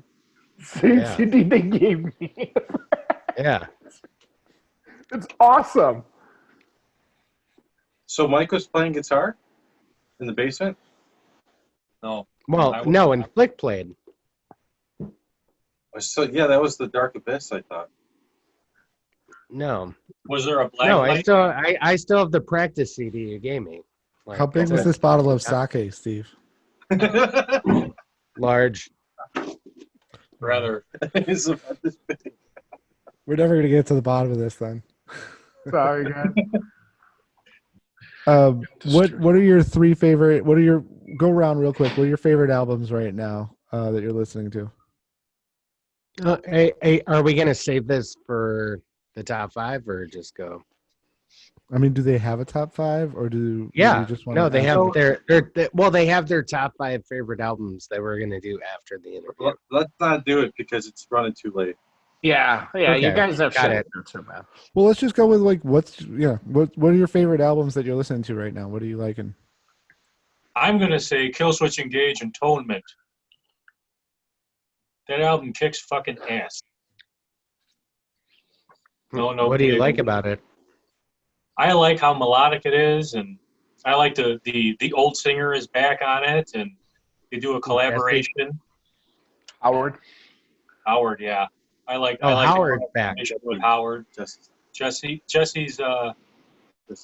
yeah, Jesse's singing, but Howard collabs on one of the songs, which is super cool. And I've kind of always been a Killswitch fan. They've kind of been the the past 10 years, they've kind of been the band that I've been most influenced by, really. All right, It is a good album, though. or two other. Another album. I mean, I'm an old school Metallica fan. I mean, I'll listen to Ride of Lightning, Master of Puppets, and Justice for All. That's pretty much always in my playlist. And then I've been listening to a lot of actually Angel Vivaldi. He's a virtuoso 7-string player, super fast, super technical. Yeah, those are kind of the three guys I've been listening to. I got another band, Threat Signal, that I listen to pretty frequently too. Very melodic. I can keep going. My top 3 or 4 will change every 5 or 10 minutes, really. So.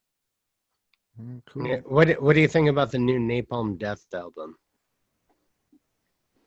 I heard the new single. It was good. It was really good. It's better than their older stuff. I'm not really a fan. Only because I don't know. There's faster and heavier. So I don't know. It is what it is. But the new stuff is good. The stuff I heard on Spotify, it was pretty awesome.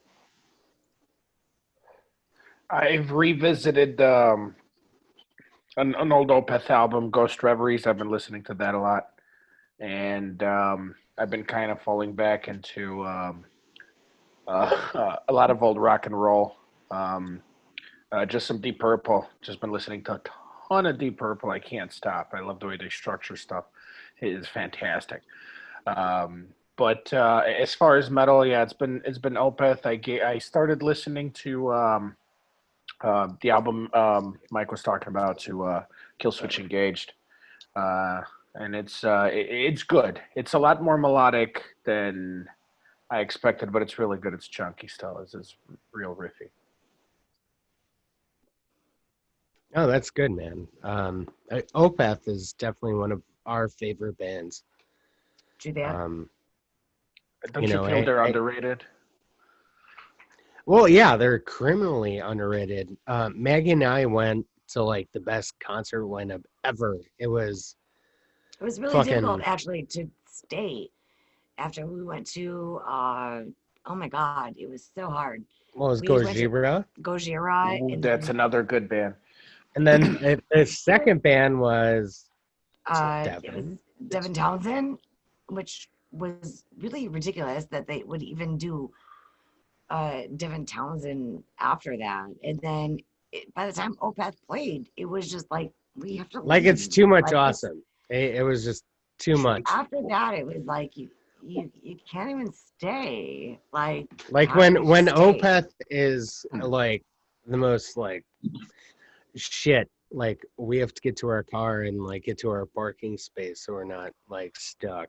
Which was tough. Like, Which was really, really tough.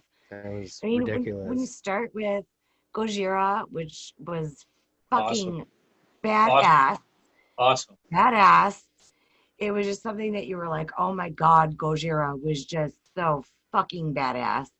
And then after that goes Devin Townsend. And then after who could play after Devin Townsend? Who could play after Devin Townsend? He is a And beast. nobody could play after Yeah. that. Yeah, he's I mean, a we beast. love,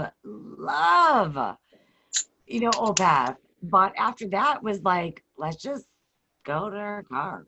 You really couldn't do that. After Devin Townsend, there was just nothing. There was nothing you could do. There was nothing you could do. After Devin Townsend, it was just kind of like, who could do anything better? And let's just go to our car. There's no way. There was Opeth. I love Yeah. Opath, and who doesn't love Opath? But after, Yeah, it was really just a Devin's really too good at messed what he up. does. It was really just a messed up lineup. Like it should not have been. The lineup should not have been, you know, Opath, Gojira, and then Devin Townsend. Because after Devin Townsend plays, you just Well, the opposite. It should have been Opath then Devin Townsend. like Yeah. as soon as Devin Townsend plays, it's like You feel like he's a closer. you can't do anything after that. As soon as Devin Townsend plays, it's like, oh, sorry, fuck you, bye. There's nothing good. I mean, Yeah. me I might like personally, Opeth a little better than Devin Townsend, but I could see where Devin But Townsend in live. concert. live though. Yeah, Devin Live, Townsend in no way. concert. And the new Gojira, I mean, that new song that's out kicks ass. I can't wait till they put out the rest of their Gojira is album. the fucking shit. Have you guys heard the new Deftones album? It's metal. It's groove. It's definitely not.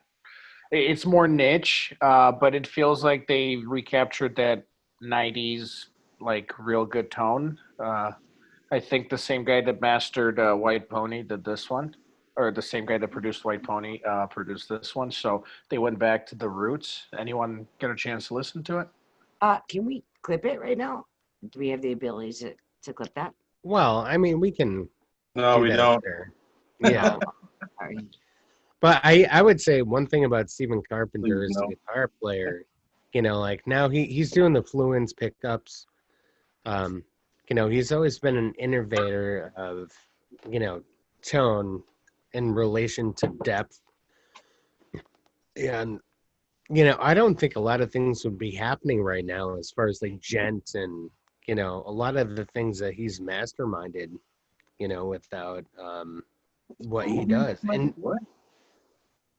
what's that? No, Stephen Carpenter. Like his signature guitars, like the pickups that he uses, like he's been using the long, like 28 to 30-inch scale neck for a while now. 28-inch, 30-inch neck. That's enormous. Well, Like yeah, super- but Super baritone. He plays Yeah. an 8-string or something now, I think, right? well, his 7-string is like a baritone with the 7-string, But he's doing that fluence pickups where it's like He's got a very shaking your thick head, sound. Manny. What do you think? I We're think gonna get Manny hates Manny's the Deftones. favorite albums. Hey, when is the metal podcast? I'm sorry, it's I'm sorry, buddy. Is that next week? No, I know. Hey, We hey, were talking hey. about Napalm Death earlier. And I effed it up. You didn't F anything up. That's Anyway, the why one- go ahead. I was gonna say Manny is like the most metalhead I have ever met in my entire life. He's like what you expect when you think of a metalhead, just a very nice, polite person That's kind that of true. listens to the That's very true. darkest, heaviest. Some of the music he shows me as a metalhead, like it hurts my heart. It's so heavy. But And not to jump though. no, and but you wouldn't know just by talking to him. He's like his demeanor, but he's able to write some of the heaviest stuff, and you wouldn't know it by talking to him. He's got like one would. volume. He's like the most mellow. Okay. Yeah, well, you know, Manny and I have actually been in, if you include that Indign incident, the third band that we've been in together. Oh, that's right. You know, like Right. yeah, we have a long history of playing music together, Manny and I. So yeah, I And, understand what you're saying. and it wasn't all metal, right? Mm, Pretty I, much. I mean, it Was kind it of not? depends. What is And rock? What genre is rock? dude, have you seen what metal is now? Like, and a lot of the things that we were doing are, you know, kind of, you know, what's what people are pronouncing as metal now. I think it was more natural. I would like to look at like Black Flag and, you know, No Means No, like bands like that, Neurosis, but Do you um, think metal got more poppy as it got more mainstream? oh, that's weird. You Some of know, it did for sure. Some yeah, metal did, and then some of it went the other way, where it definitely went way more. Was influenced by the indie rock scene, the punk scene, a lot of the non-mainstream stuff too. So I think yeah, but also But do no, you feel probably. that that is like that still falls under any kind of still metal genre, or is that just kind of like of a caricature? You know what I mean? It's just like rock. It's just like glam rock. It's not really Yeah, we Glam were rock. actually Steve and I were metal. talking about this earlier today. How yeah, we um, were. it's exactly the same point where a lot of the um, like we were one of our favorite bands is Baroness, and how do you really describe all of those influences? But there's no way neither of us Not would call metal. them metal. I mean, they're Not definitely metal, but there's a lot of the old you know s- uh, definitely like the influences from the shows we would go see at the Fireside Bowl are all in there. Even If you have to question if it's metal, it's It's not not metal. metal. Okay, that's that's what I figured. That answers the question. If you have to question, no, So that's the barometer then. that's That's right. the barometer. So you can have metal influences, Uh, but No, it's no, not no. metal. I don't think that's the case I because do. if you come from like, and don't take offense to any of this, but if you come from the Pantera, Kill Switch Engage, would be way more Five Finger Death Punch, you know, like if that's metal. And That I think, kind you of know, I used to go see like a the band tap Well, out shirt, like I would tap like think out.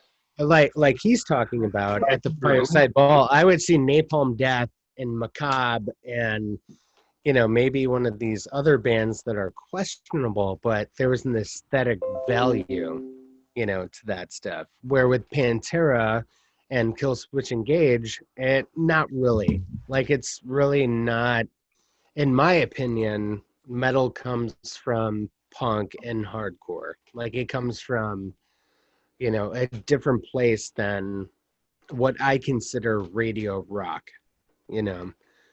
Oh, that's And possible. It's that is absolutely 100% true. But then you have something that comes from. but like death metal is way more grindcore punk rock to me than it is like Pantera But or, you but know, but I'm not here to interrupt because I have an obsession with Phil Anselmo. And Phil Anselmo, yeah, he but is this. that's arbitrary in this It is conversation. absolutely 100%. So let me 100%. ask you guys this then. Here. Would you say then that if this is a really dumb comparison, if this makes sense, uh, would you say that death metal is to metal kind of what punk is to rock, a little kind of anti-establishment, more raw? It's supposed to be more underground. It's supposed to be, all about, more emotionally driven, just pure art, just pure rebellion versus, it could be seen as kind of sellouty, Wow. mainstream. I would say, and Jeremy, I think you would agree, that's the hope. You know, the hope is like it's more Carcass and, you know, the first Deicide or Morbid Angel album, then it would be like this gent thing where it's more articulation of playing, and it doesn't really have that blues, or dirty element, you know. But it the same way there is this articulation uh with Phil Anselmo and uh just that Pantera thing. Phil Anselmo, he has this thing that goes somewhere else that isn't like it goes somewhere else. Well, Phil And Anselmo is not where he's a going like, you know, beacon of hope, but he could be. I see what you're saying. he goes somewhere completely elsewhere where he's doing, you know, I don't think it's translating though into. I feel like it does because it translates to I know. me. I get you. Yeah, I think definitely now where we're at is that you have um, a metal scene that is, I mean, there are so many subgenres now. You've got doom metal, you've got stoner metal, you got death metal, you've got grindcore, you've got, and all of those came from different influences. Like, I mean, grindcore was a lot of the Charles Bronson kind of like, sort of As screamo, like came off of that, and then the stoner rock has a lot of like the 70s Led Zeppelin kind of influences, and Choo choo. so I still classify all of that as metal, and I can appreciate all of it. There's I'm like Steve's definitely, and I'm sure Manny is still into a lot more death metal than I am, but that doesn't mean that like I still have an appreciation for certain bands, especially the ones that I think tend to be the most creative in whatever sort of subgenre you're looking at. So I mean, I do think that there's you know I wouldn't say there's more pop. I would just say that there's a lot of different influences coming at metal from different directions, and it's good. I like it. Keeps it fresh. I think you touched on the do. thing, the fact that there's so many subgenres. I think that's a testament to the fact that as a style, as an actual genre itself, metal has been so prominent, which allowed people to use influences. You're able to pick from more than one group. So it allowed next generations of musicians to be able to bring specific influences, and all of a sudden the music kind of got more complex and more, and just kind of started branching from there. And real quick, can I throw a quick shout out? I know they're not on, Please. but since it's in dying, can we say hi to Jason and Sean, the drummer and the bass player? They're awesome, even though they're not here. And I can't wait to release the first single off the new album that we are currently working on, still untitled. And so you guys can hear some of the fantastic harmonies that Manny and Mike do. Them two boys are really, really, really good at what they do. Hey, how are you guys doing that? Like, what are you working on? So we don't meet in person. Perhaps we can cut out that whole entire part there. I hear what you said. Oh, wait, no, he said you guys have been really working on some fantastic harmonies. Like, And how then, are and you then going we saw about you, that? and then we saw you guys laughing. Oh, no. I was complimenting you guys on the fantastic work you've been doing guitar-wise. And I said that I can't wait to release the first single off the new album so I can show the fantastic guitar work you guys have been putting in. It is really, really, really good. And it's two completely different styles mixed together. That's why it's like a kind of apropos to what we were talking about. You can totally hear the two different influences that they bring in with the way they write. And a lot of times it doesn't, you wouldn't think it meshes just because they come from such different backgrounds as, you know, the subgenres of metal that they prefer. And it just comes together really, really pleasant. So how have you guys been like marketing or branding, like what you're doing right now? And has this particular situation with COVID given you more time? And sometimes I've realized that, like I'll think to myself, if I had all the time in the world, I would do this thing. And yeah, we have it now. And and then you're muttering at yourself like, and you become more lazy. Or I have, and in Well, certain I think, situations, you know, sorry to interrupt, but I think it was kind of the opposite for us. It's like we Good. all had that beginning time. Well, actually, it was one of my goals this year to kind of, well, yeah, 2020 was supposed to be my year where I focused on playing live as much as I possibly could myself. It was And, the year of the shows. yeah, and that kind of, went the opposite direction. So we all kind of, I mean, I've been writing with Mike, and before that, and before February, and one of our goals was to find a new drummer, which we did. We're jamming with our friend Jason Eskew. doesn't sound like a good friend. I'm just kidding. Well, no, he's Awesome. yeah. So he's a great we've guy. only been in the same room like twice as a whole group because of our limitations. But thanks to technology, we're still able to send each other music and write. Yeah, So we're exactly. writing in 5 different places. It's insane. We all got our home setups now, so we all set up our own DAWs so we can bounce tracks through the internet. Because we didn't know how long this was going to last. So We finished Like, our first track before I knew how tall everybody was. Like, we've never seen face to face. I had no idea where everybody else's eye level was.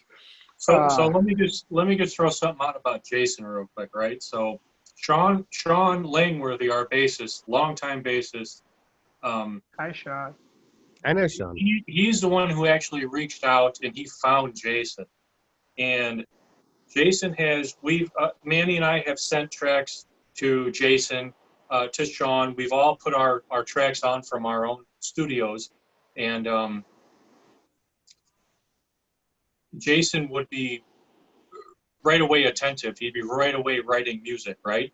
And before we could say and send an email to say, hey, what do you think about changing this part?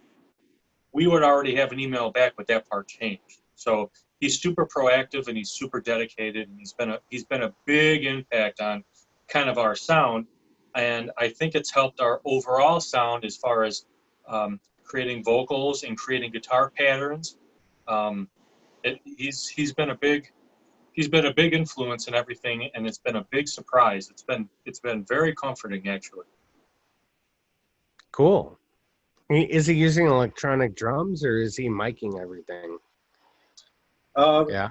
No, he's miking everything. He had everything mic'd. He has pretty much a home studio built in his basement. So he had everything ready to go. He was already tracking his computer within his interface and all his mics. I'll be copying his setup for the ceiling insulation. That's coming. Yeah. He's got it nailed down to science, man. It's fantastic. It's amazing to be able to do that because for everybody else, it's pretty easy. You just plug your stuff in.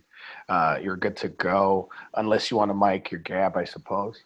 For me, I have my own home setup. I just connect and I sing whenever.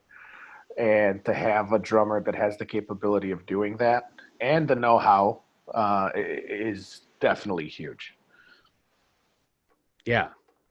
No, that's really cool. And that is huge. That's why Steve's going to start pretty soon and record his bass line, right, Steve? Oh, for what? Oh, For the Asmodeus. Yeah. I do you want to talk about that? I don't know. We'll talk about it next time. Okay. All right. So, one question I had that I thought was kind of interesting is, one, if you can go on a dream tour right now, like what bands would you tour with that would make sense from an audience level? And it could be the biggest band in the world. It's honestly, we would play in front of anybody. We would. It's kind of. It's. I don't think it's really the right question because, number one, what happened with COVID-19, Number 2, No, Bad and like a Company was Disney any- World, like you know, like That's- I said, What's your ideal lineup for a show, man? Yeah. What would you like mean, to be on the it's bill? hypothetical for sure. there's no such thing because Alice in Chains played with metal bands, so we would do anything and everything. Honestly, All right, well, It's let's do it this way then. Everybody picks one band that you can play with on a four band show. So each one of you pick one band that you're gonna play with.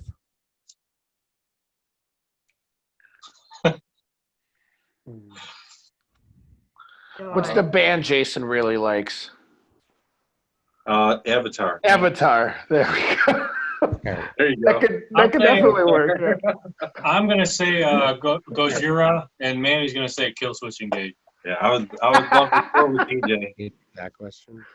I would love to tour with DJ. It'd be really fun. He works for Killswitch.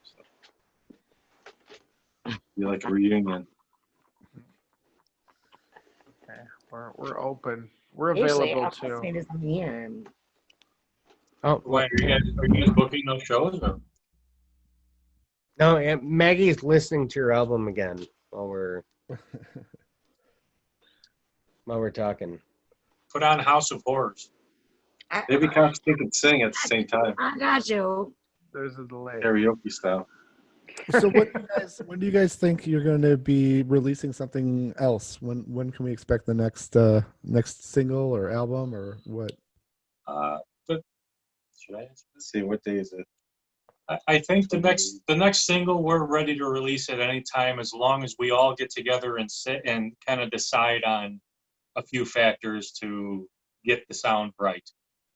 Whether it's guitar tone, vocals, certain drums, or certain patterns. I think within the next 2 to 3 weeks we should be able to release something. I was gonna say 2 months. Yeah, we need to track. I think we need to retrack one part and actually come up with a name. I think they're being overcritical. They have this old school mentality of doing things the right way and in order. So it's a work in progress. Yeah, I like shoving stuff out. So we have a single that I feel is ready to be released. They're more perfectionist, perhaps, than I am. I think they did a fantastic job. But we have a single that's pretty much ready to be released. The issue is we don't have a name. And apparently that's a big thing. I don't mind releasing it with just a working title. But I'm assuming we're trying to do this the proper way with the proper channels, with the proper look. But the songs are coming along. One song is pretty much fully written. We're another track almost done with vocals, ready. We're gonna release songs without a title. I mean, yeah, Sorry. I don't mind. Just call it song 1 demo, whatever. But we do have that's usually the part that's the hardest. As a writer, I'm sure you can agree. You have the story, and then what are you going to call it? Yeah, I suck at titles, so It's I the get worst that. part, and I don't like naming things whatever the chorus is about. It's the dumbest thing, and it's a non-traditional song where there's no actual reoccurring preeminent chorus. It's a very fluid song.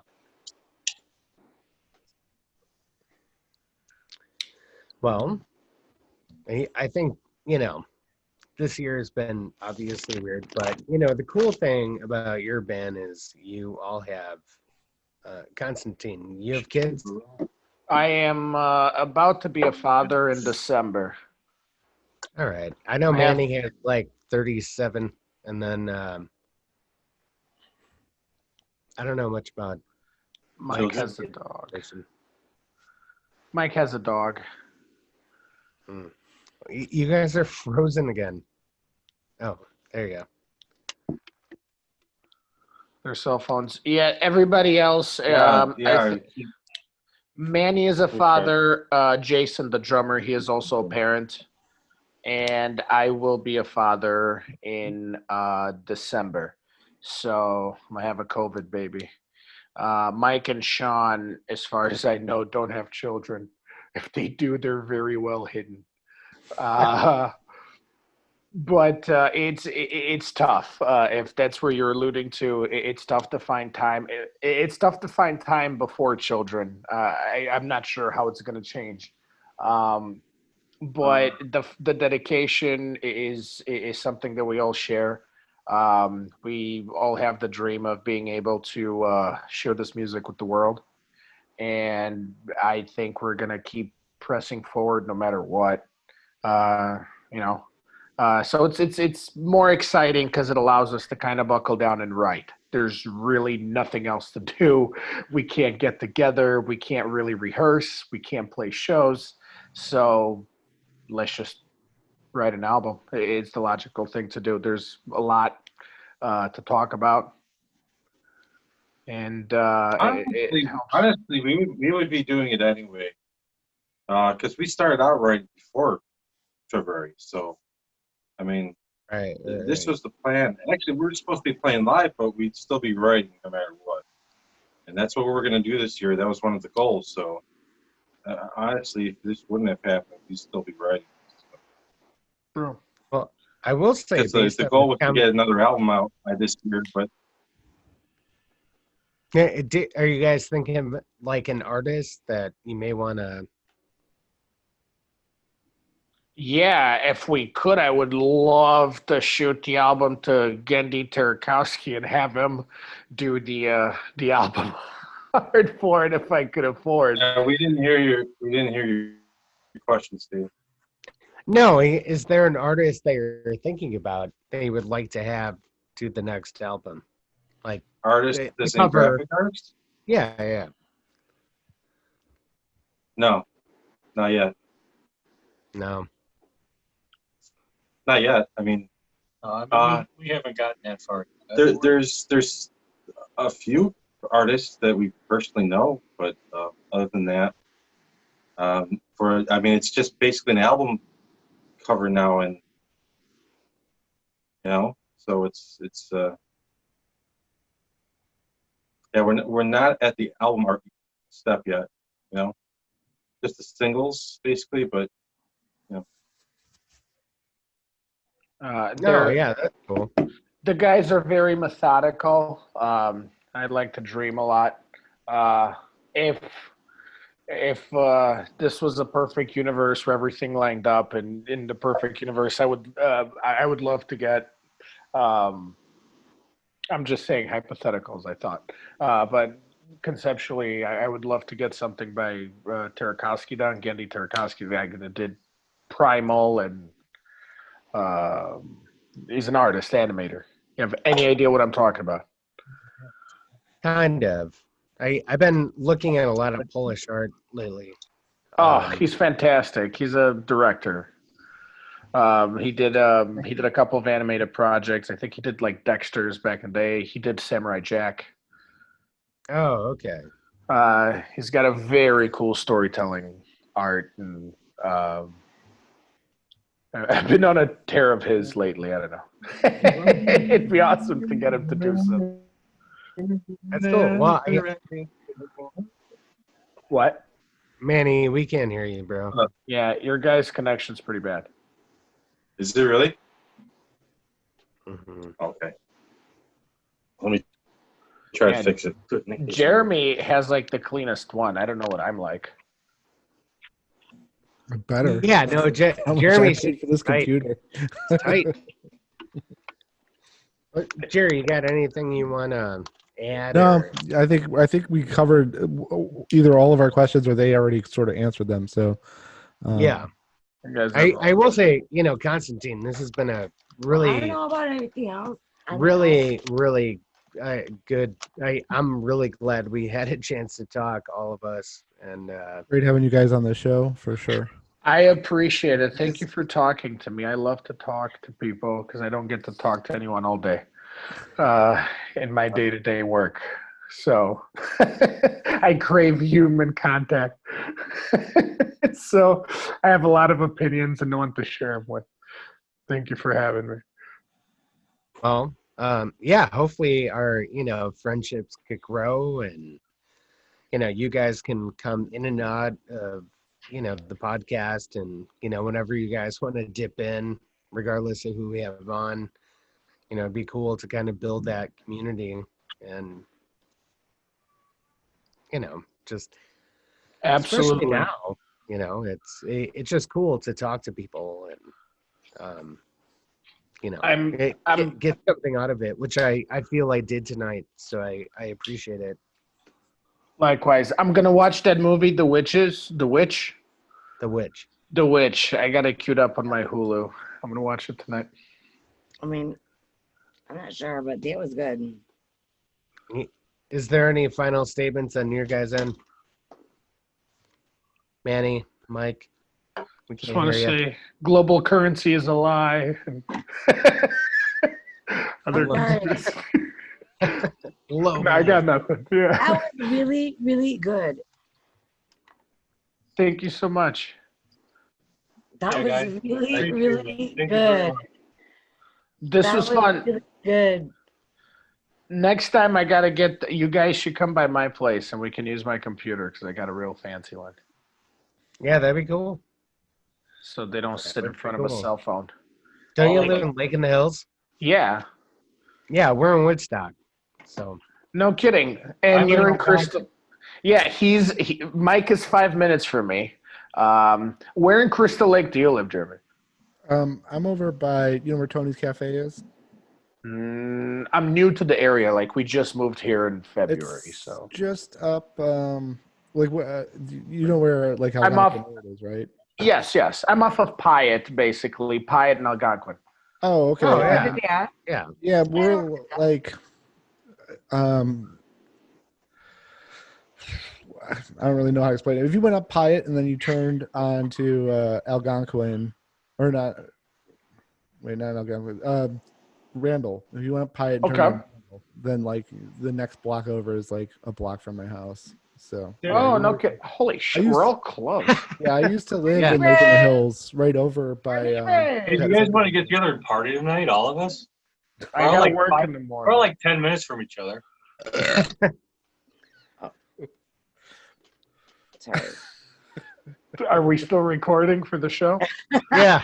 Well, we're gonna have Cooper. I would say, yeah, we can keep this going after, but he's still. God, I'm dying to smoke some pot, but yeah, we can't. I would never. For anyone that works with me, that would be. I use it for Double medicinal sided. purposes. Yeah, I use it for I shit a lot. Oh, dude, I work construction. My back is shut, so Yeah, it helps. yeah, it's What are you guys similar. talking about? You don't want none of this.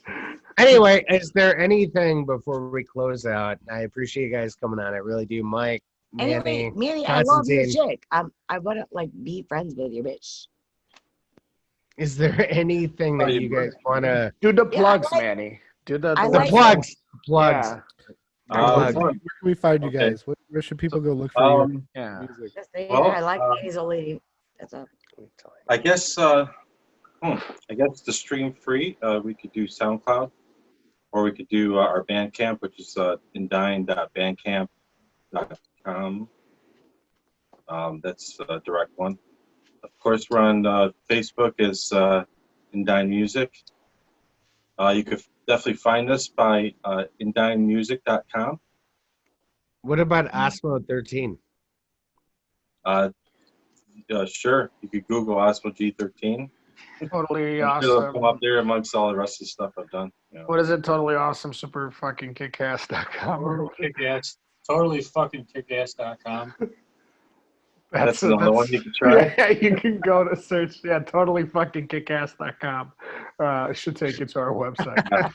But yeah, all of our music, probably the cleanest, clearest thing is Bandcamp, indign.bandcamp.com.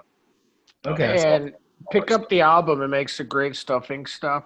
Are there tactile copies? Yeah, of you the can album? print out the receipt from the digital download and stuff it in the Ah. stocking.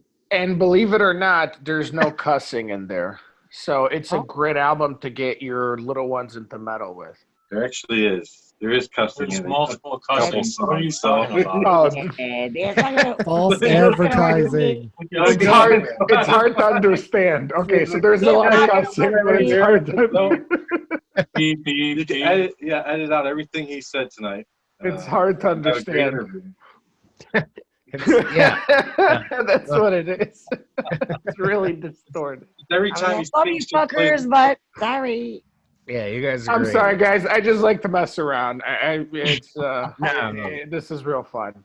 I'm just being an Yeah. ass. I just like to mess around a little bit. I apologize. No, this has been way more endearing than I thought it could possibly be, and I really appreciate it. No, thank you. Thank you so All much. good. It's all good. Steve, it was good to see you again, brother. You too, man.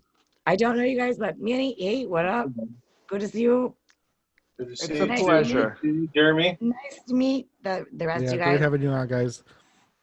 Yeah, There's Jeremy, if you get a chance, shoot us a link on our Facebook with links to your books. I would love to see that.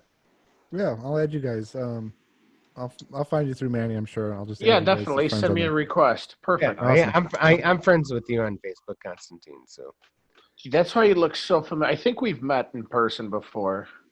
You Hey, sound like someone I talked we, to. we have we've played a show together. That's why I remember you. Yeah, Dude, I'm awful. So that know show who that you you were are. talking about, I was trying to find the flyer from. So when I walked away the last time, I was trying to find a flyer from that last show. Yeah, It was Renfest. It was Yeah, Renfest. dysfunctional. It was in click. He was that. He Indign. was that. And Yeah. we played a And- show with Inflict, with Macabre and Jungle Rot. And Yep. Holy shit, Jungle Rat. I remember Jungle Rat. He Steve, is you remember all- that? Yes. Oh, yeah. He has all the That was t-shirts. awesome. I see all the t-shirts and probably the flyers all over you. yeah. It's absolutely Man, that's Here. awesome. I love, you know what, though? I love people from that community and from all those bands. I feel like, for the most part, they have like a camaraderie about them. And it was like a really cool time. Oh yeah, for sure. I hope we can go back to playing live again and having those kind of events. That was really Yeah, awesome. totally, man. I still jam with Jeremy Oh, that's On cool. occasion, yeah. on occasion. Yeah, right now we're on, critical quarantine. We have so many kids between us. Just send We each other started tracks. feeding them to lions. Like, Send each other tracks, man. That's how we're doing it, and it's fantastic. The amount of work you get done. Yeah, you have an interface right there in front of you. Just plug into it and record. Yeah. I'm just figuring out how to use Or mine. put that that's mic been on my your thing. cabinet and record the cabinet. You gotta do something, man. Dude, video chat Manny, he hooked me up with my setup between him and Danny from the guitarist from DM. Between the two of them, they've helped me out. I know Manny's helping Mike out, so he's been fantastic with all of this. And Mike comes over when I want to track. We get to hang out. We're a few minutes away, so that's really fun and encouraging too.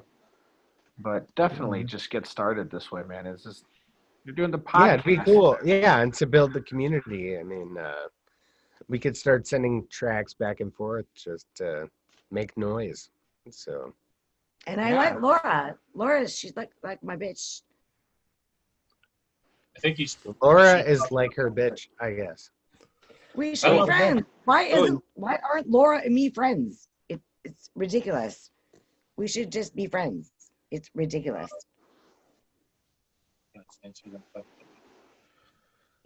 Oh, just silent. Where do you guys live? Woodstock still? Yeah, but Laura should be my friend. Yeah, I Makes mean, no sense that your girl is not my friend. I mean, we got a house on the coast in California and one in Paris. no, and, we don't have that. I mean, We're building a still, small your girl should community. be my and- friend. Oh, in that case. Yeah, All right, I'm going to bed. I'm Yeah, done. wrap it up there, this is Steve. temporary. All right. Peace. Night night, bitches. I can't believe My the God, we battery done, lasted this Thank long. you. Nice speaking to you. See you soon. Yeah, It good was seeing you guys. It was nice to talk with you guys. Have a good night, guys. Thank you so much. Everybody have a great night. Love you. Night, guys. Love you. Love Steve, you stay all. on and just do the ending. Mike, all I see is your chest. Does it look good though? Do you have an ending, Steve?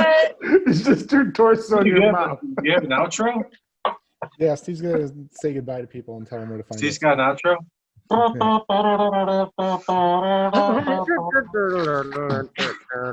Jimmy's like, really? For real? I'm saying fucking cut. Never ending. Real, cut.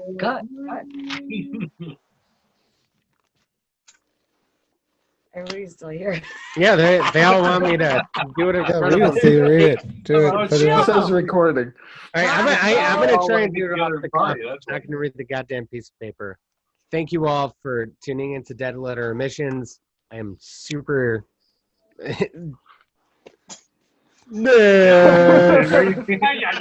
right, Take two. all right, we're gonna try again. Let's try again. You should keep that in though, 'cause, All right. yeah. Leave some hard edits. It was nice to talk to you guys, but go fuck off. Would you please? Have a good night. Why doesn't All right. she just do it?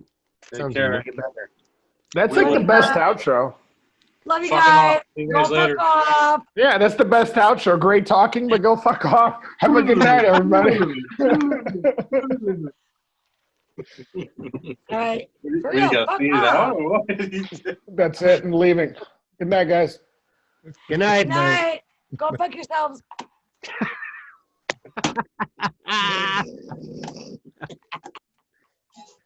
That was good. Hey, what the All What's right. up? You're so fucking here. Guys, I'm about 14 beers deep right now. Yeah, no, hey, you know what? I decided to pick up something expensive. And I wanted the best. Like the best for tonight, so I did this thing. It was, Dude, hey, I I was, read reviews about. I It read says it's reviews. That was the best. It's the best. Kind of matches Constantine's the boss. Oh my god. yeah. I figured they make a lot of beer in Milwaukee, We're still but here, you guys. yeah. I really love you guys. You know what? I'd really Right, love to be here. oh, Hey, are we still on? We're still Yeah, waiting we're for on. Steve to record the ending here. Oh yeah, yeah. Hey, I'm gonna go. Hey, touche. Why do you gotta go? Wait, what? Oh, You're gonna leave me isolated like I'm in a Together, phone booth? one I'll say, fist on the look, go. name is Steve McDowell. Somewhere out there all right, beneath the big blue. I'm here. Yeah. I'm here. It's fucking weird. All right, I'm here. Like you're taking off from. Okay, hold on. Well, anyway, thank you so much for tuning in tonight to Death Letter Emissions. We had Indign, we had Manny Controlla, and a bunch of other. People that you cannot. No, that's not going to be good on radio. Hold on, let's try again. Yeah.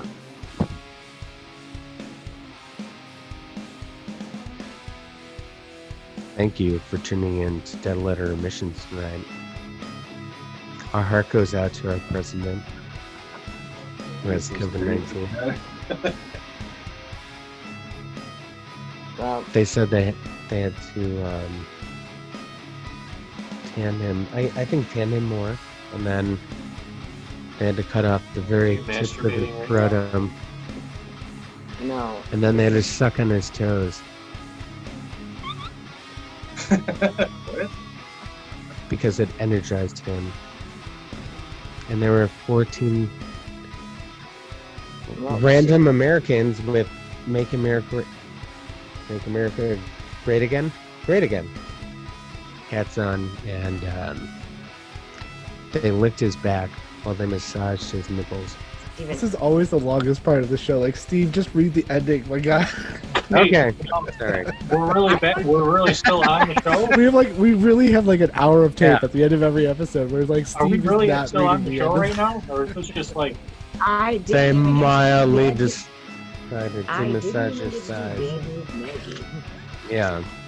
I'm supposed to do a Bad News Maggie segment. They rubbed his nipples while his kids screamed how much they hated him. While he was thinking about brontosauruses. Bro, I'm No. supposed to do a Bad News Maggie He segment. said, don't start with the pinky. Just go. We've never, don't feel bad, Maggie. We've never made shitty band names into its own section either. So What happened to One Bad day. News Maggie segment? And then they had a seance, and he was in between lives. He was almost dead. thank you for listening. Good night.